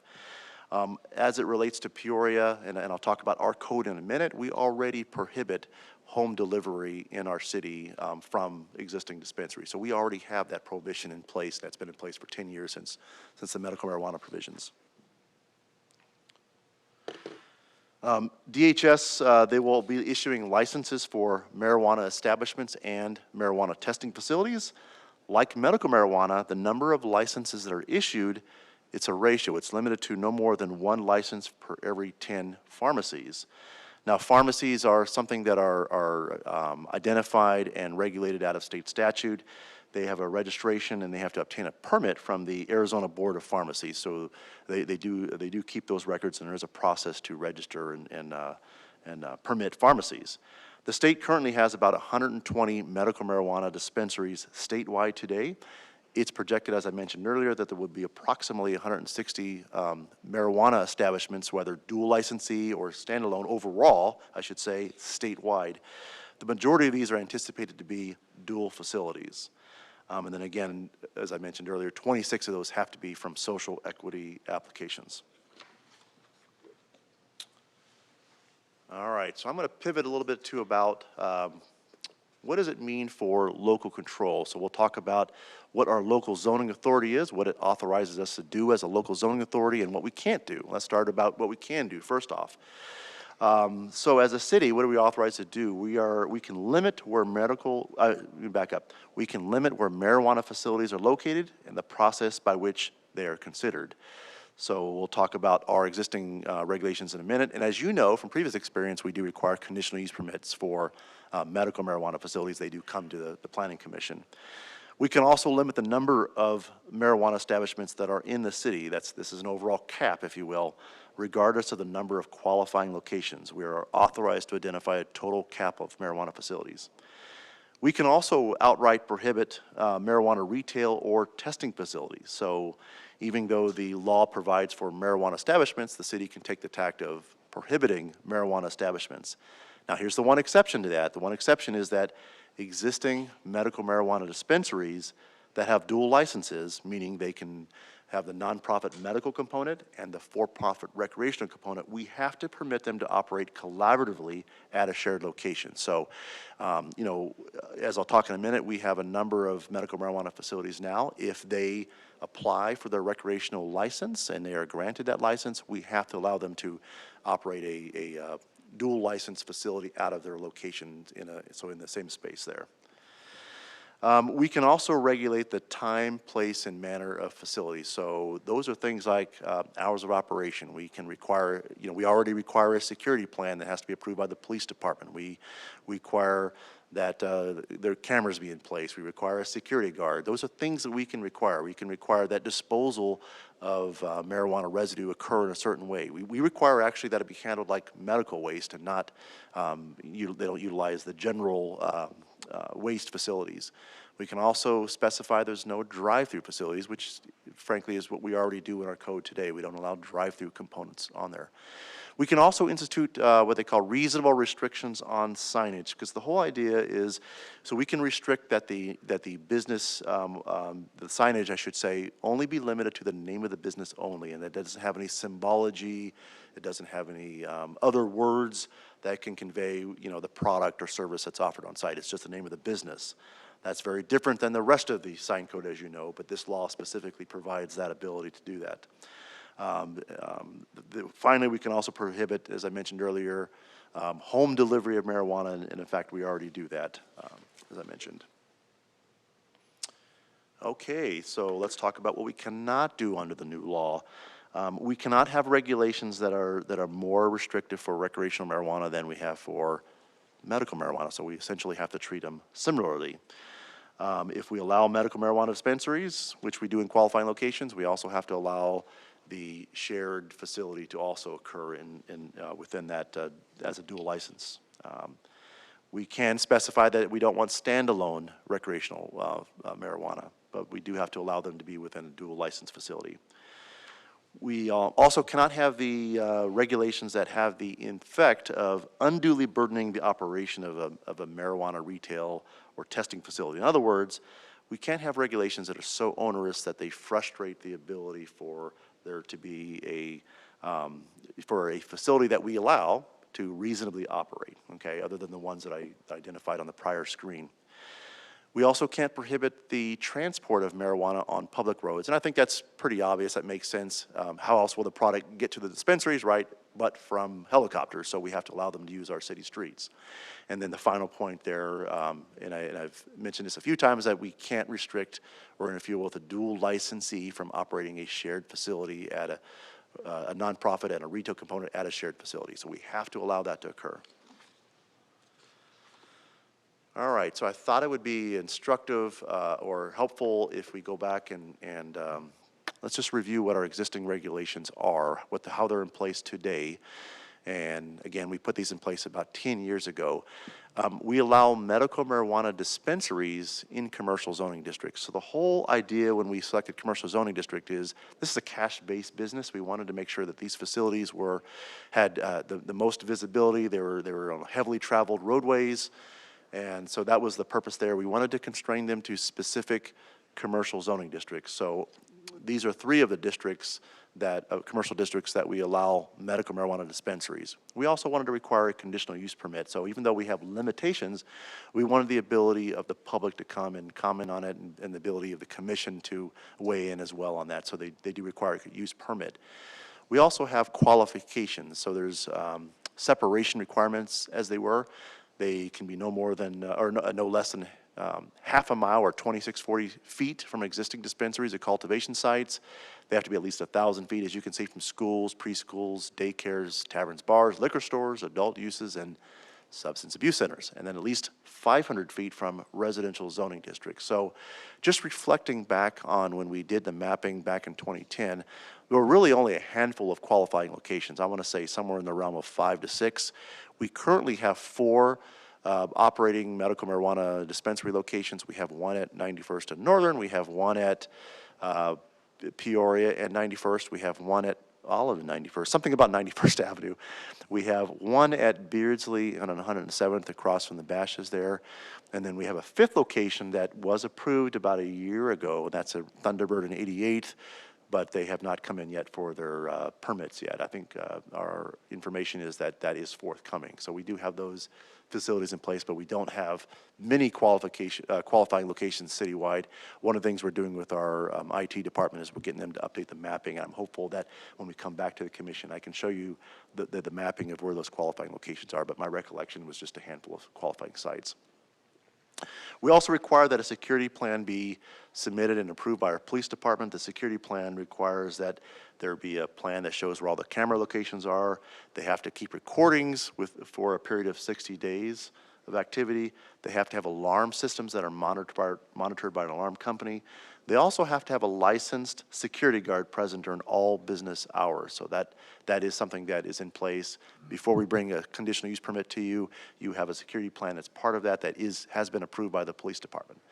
The product also has to be behind a locked counter If a customer wants to look at that product, a licensed agent, licensed under the state, can bring them behind the counter to look at the product. There's also currently restrictions on the operating hours when these dispensaries can be open. We have restrictions on signage, as I mentioned, and how waste is disposed of on the site.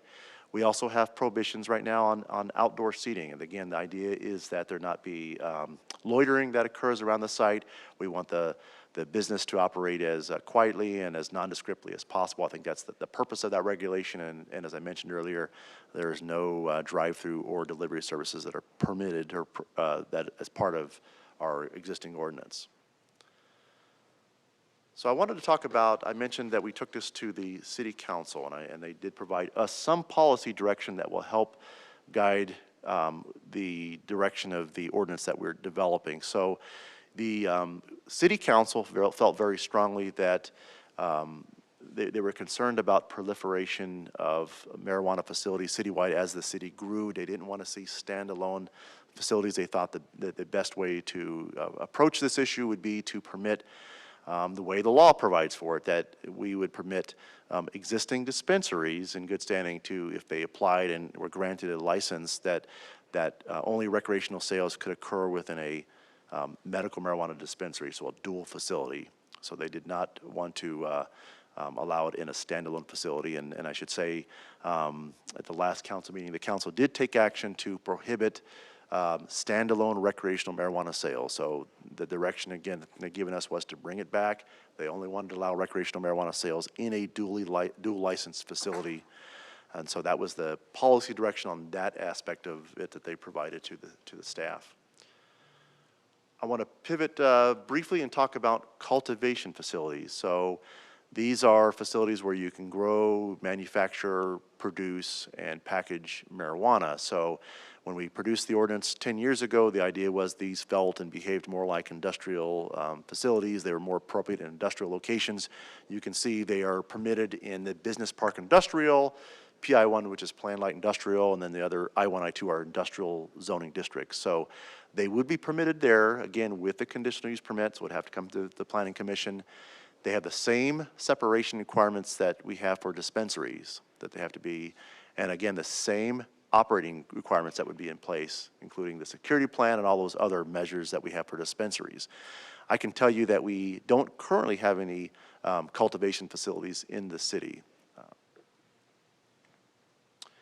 And then I want to talk about this next aspect of it, and that is the notion of marijuana testing facilities. So as I indicated, the law now requires the testing of marijuana before dispensing or sales. So we currently, in our zoning code, we do not expressly permit marijuana testing facilities.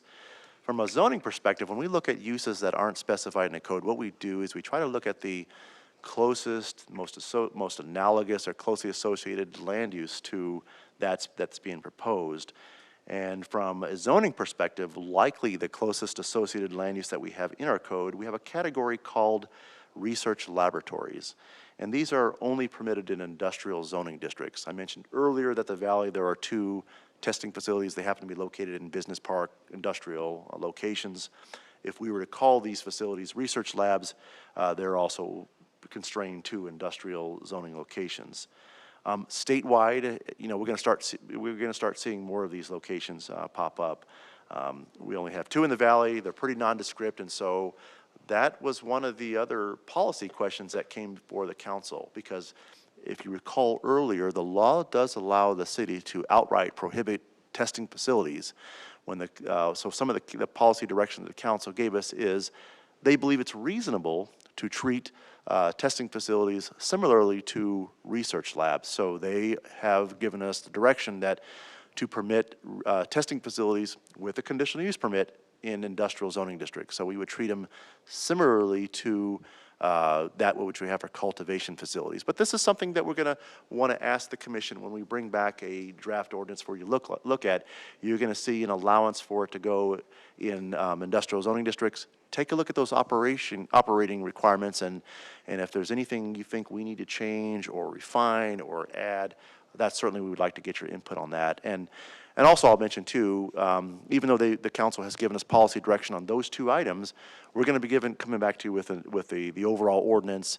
Certainly outside of those two directives, those two policy directives, there might be other things that we're going to need to clean up or maybe we should address that you thought in past cases should be addressed. So that's the kind of feedback we're going to want to get from the commission as we shape that ordinance, though. So we'll very soon have that in place and out to the commission for your review. I wanted to talk about the schedule. I mentioned that it's unfortunately a very compressed time frame. And that time frame really is driven by the parameters that are outlined in the proposition. It's very compressed timelines there. We had a study session on January 5th with the City Council. This was the second study session we had. The first one was to talk more about use and possession, really things that are outside of zoning. We had that back in November with our council. At the January 5th study session, they wanted us to immediately bring back a single ordinance that addressed the recreational aspect of marijuana sales, and basically to constrain it to a dual license facility. So we brought that back on January 19th. Council took action that night, and they did prohibit standalone recreational facilities. Okay, so that has been passed by council. So tonight we're at the study session. Our objective is to complete and vet internally the proposed ordinance. We're going to bring that back to the commission on the 18th of February for a public hearing. This would go to the council on March 2nd. So again, I know it's a very compressed time frame. Why is that? If you look at the graphic on the right, those are the deadlines that the Department of Health Services has in place that are directly from the proposition. So I mentioned they're already accepting early applications right now from dispensaries. They have a 2-month period to accept those applications, and then they have actually a period of 60 days upon receipt of those applications to render a decision on those applications. So it's possible that very soon we're going to start seeing applications come to the city for dual license facilities, for recreational facilities. And then again, the deadline for final rules June 1st. So you can see with those timeframes that necessitates us to get something in place very soon, very quickly, to address recreational sales. But what I'll say is I think we're in a very good position. I think we have a very good, very strong, very appropriate medical marijuana zoning code already in place. And I think we're in a position that we should be able to make, I think, some adjustments and tweaks that are predominantly in line with the structure of our existing ordinance, because I think we're in a good place today and how it's structured. So with that, that's all I have. I'd like to entertain any questions the commission might have or any comments that you might have as we bring this back. Thank you. Commissioner Grice. I think it's, I actually forgot my question now that I wanted to ask about, so you're going to have to forgive me for that, and maybe it'll come back to me. Sure. I'm sorry. Commissioner Fider. Hopefully I'll cover it for you, Ms. Grice. You said currently there's 4 facilities in the city of Peoria with 1 pending. Has that already been, the 88 and Thunderbird, has that been approved already?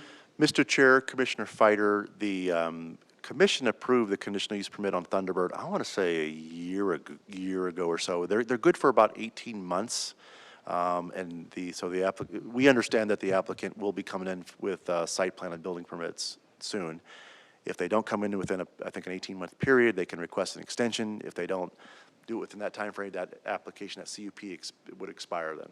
And so it'll be a ground-up facility development? I'm sorry? It'd be a ground-up development? Correct, It'll that's be right. a new building? Okay. Yep. Did council give you any indication on if they were envisioning a cap on total number of facilities for the city?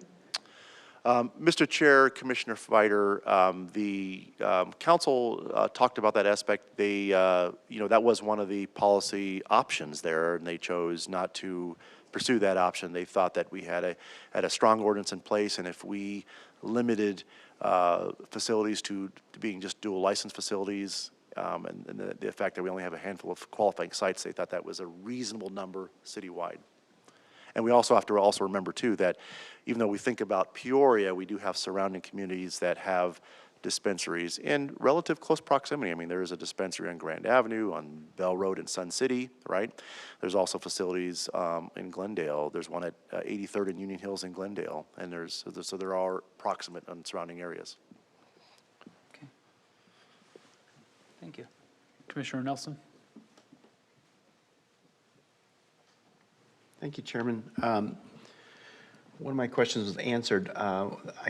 And I apologize if I missed it in your presentation. I was taking lots of notes. Did the council give any direction on cultivation facilities? Is that an absolute no, or are they open to allowing those as well?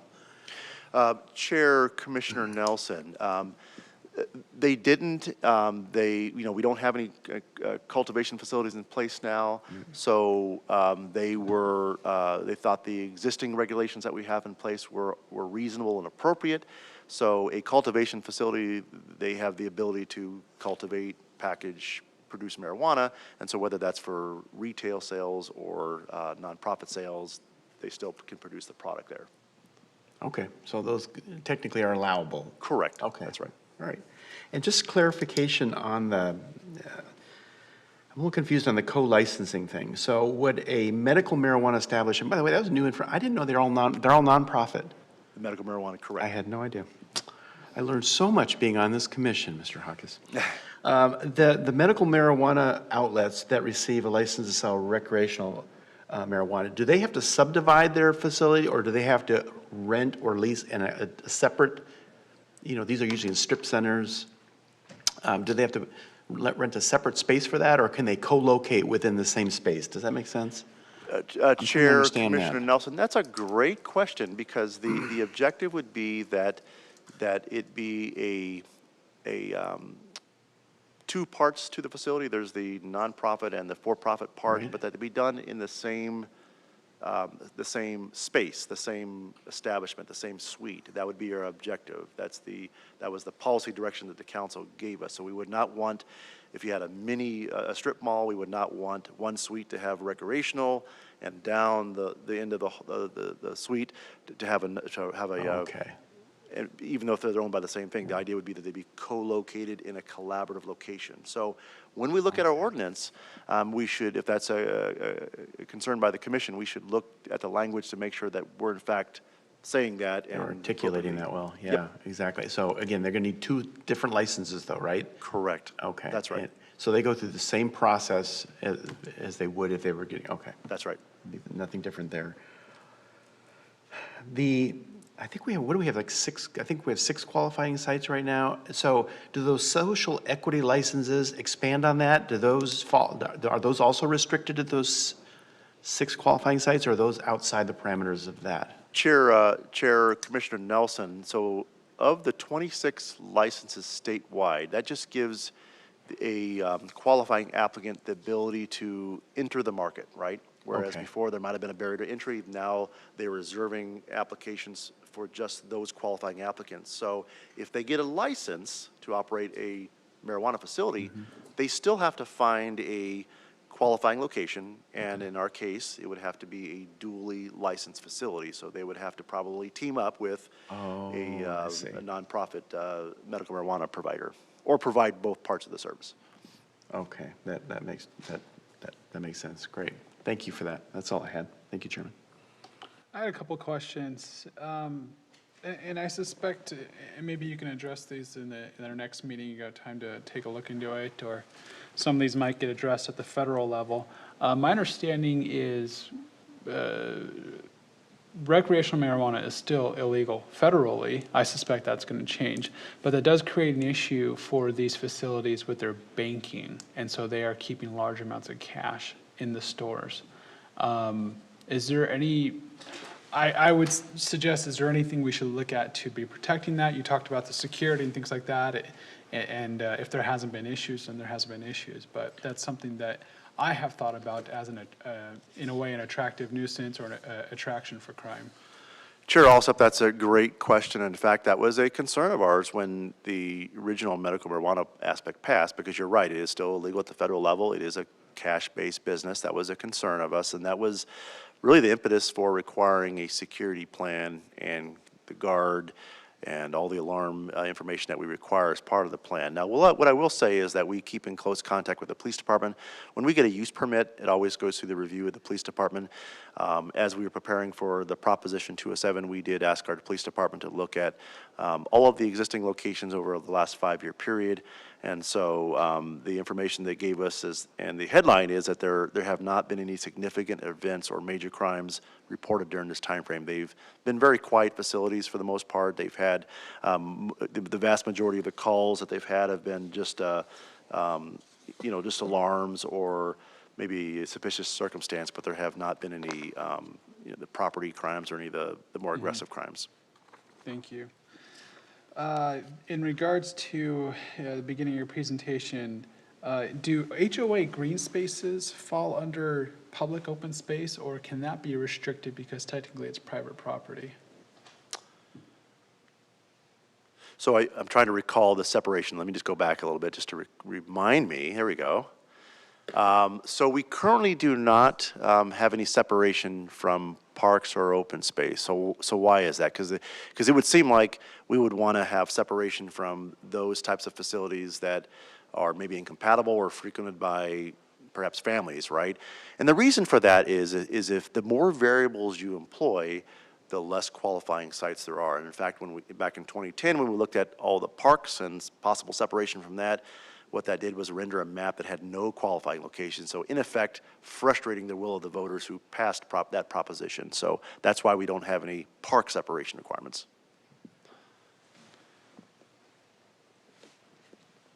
And it may be something to look at later. I don't expect you to have any answer. I am just curious what the anticipated revenue is for the city of Peoria from those taxes. Chair Alsop, members of the commission, I don't have any, I'm not sure what that would be. Okay. And that's all. I had a bunch of questions and you answered them. Thank you. Any other questions or comments? You remember.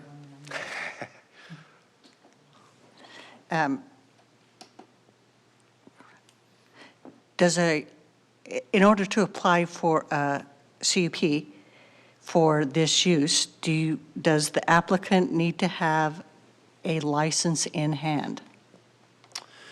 Chair, Commissioner Grice, that's a great question. In fact, the calls I've been on with providers and ADHS, that's been a common concern of the dispensaries, because what happens is when you put the application in through DHS, you have to get a zoning clearance from the local jurisdiction. Well, how do you get a zoning clearance if you don't have a site that's been approved already? Because we require, so it's kind of the chicken or egg thing. So we are going to have to devise a letter that's a supplement to their form that they provide that essentially says that this would be a qualifying location subject to the applicant getting the conditional use permit approved by the Planning Commission and so forth. So it's kind of a stipulated acceptance of that location.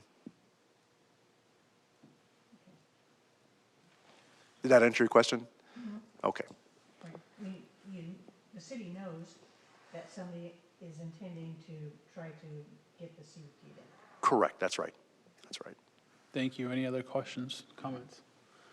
Thank you. Appreciate that. That was very helpful. I had a lot of questions on that. And you bet. that Absolutely. all of them. Do we? I guess we advance to call to the public for any non-agenda items. Seeing none, proceed to 5A. Do we have any reports from staff?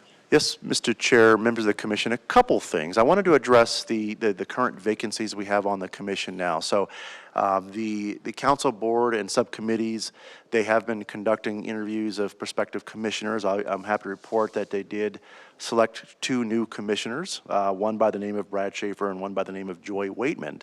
And so these recommendations have to go to the city council. That is likely to occur at the first meeting in February. And then what we like to do is do an introduction with all new commissioners. And after they sign their oath of office, then my hope is that they can join the commission. Probably the second meeting in February is the time we'll have these new commissioners. Then we'll have a full commission here. So in terms of meetings that are forthcoming, we don't currently have any items for the 4th, so it looks like that meeting is going to be canceled. We will have a meeting on the 18th, and I believe we have another zoning case that's proceeding forward, but we do have some items for the 18th. So we'll see you at that next item, that next meeting then. And that's all I have, Mr. Chair. Thank you. Commissioner Fider, did you have a comment? I was just going to ask, sorry, is it possible to get an email copy of your marijuana, the Prop 207 presentation? Mr. Chair, Commissioner Fider, be happy to do that to you. I'll send that out to the commission. Any other questions or comments? Commissioner Nelson? Sorry, regarding just general reports from Yes, commission? sorry, yeah, I went back and forth. Commission updates, I believe, is next. Well, I just want to congratulate the chair on his first meeting. You did a fine job, and we appreciate having you in the seat. So congratulations. Nice work. Great timing on the transition. Thank you. Yeah, Yeah, echo that. Excellent job tonight.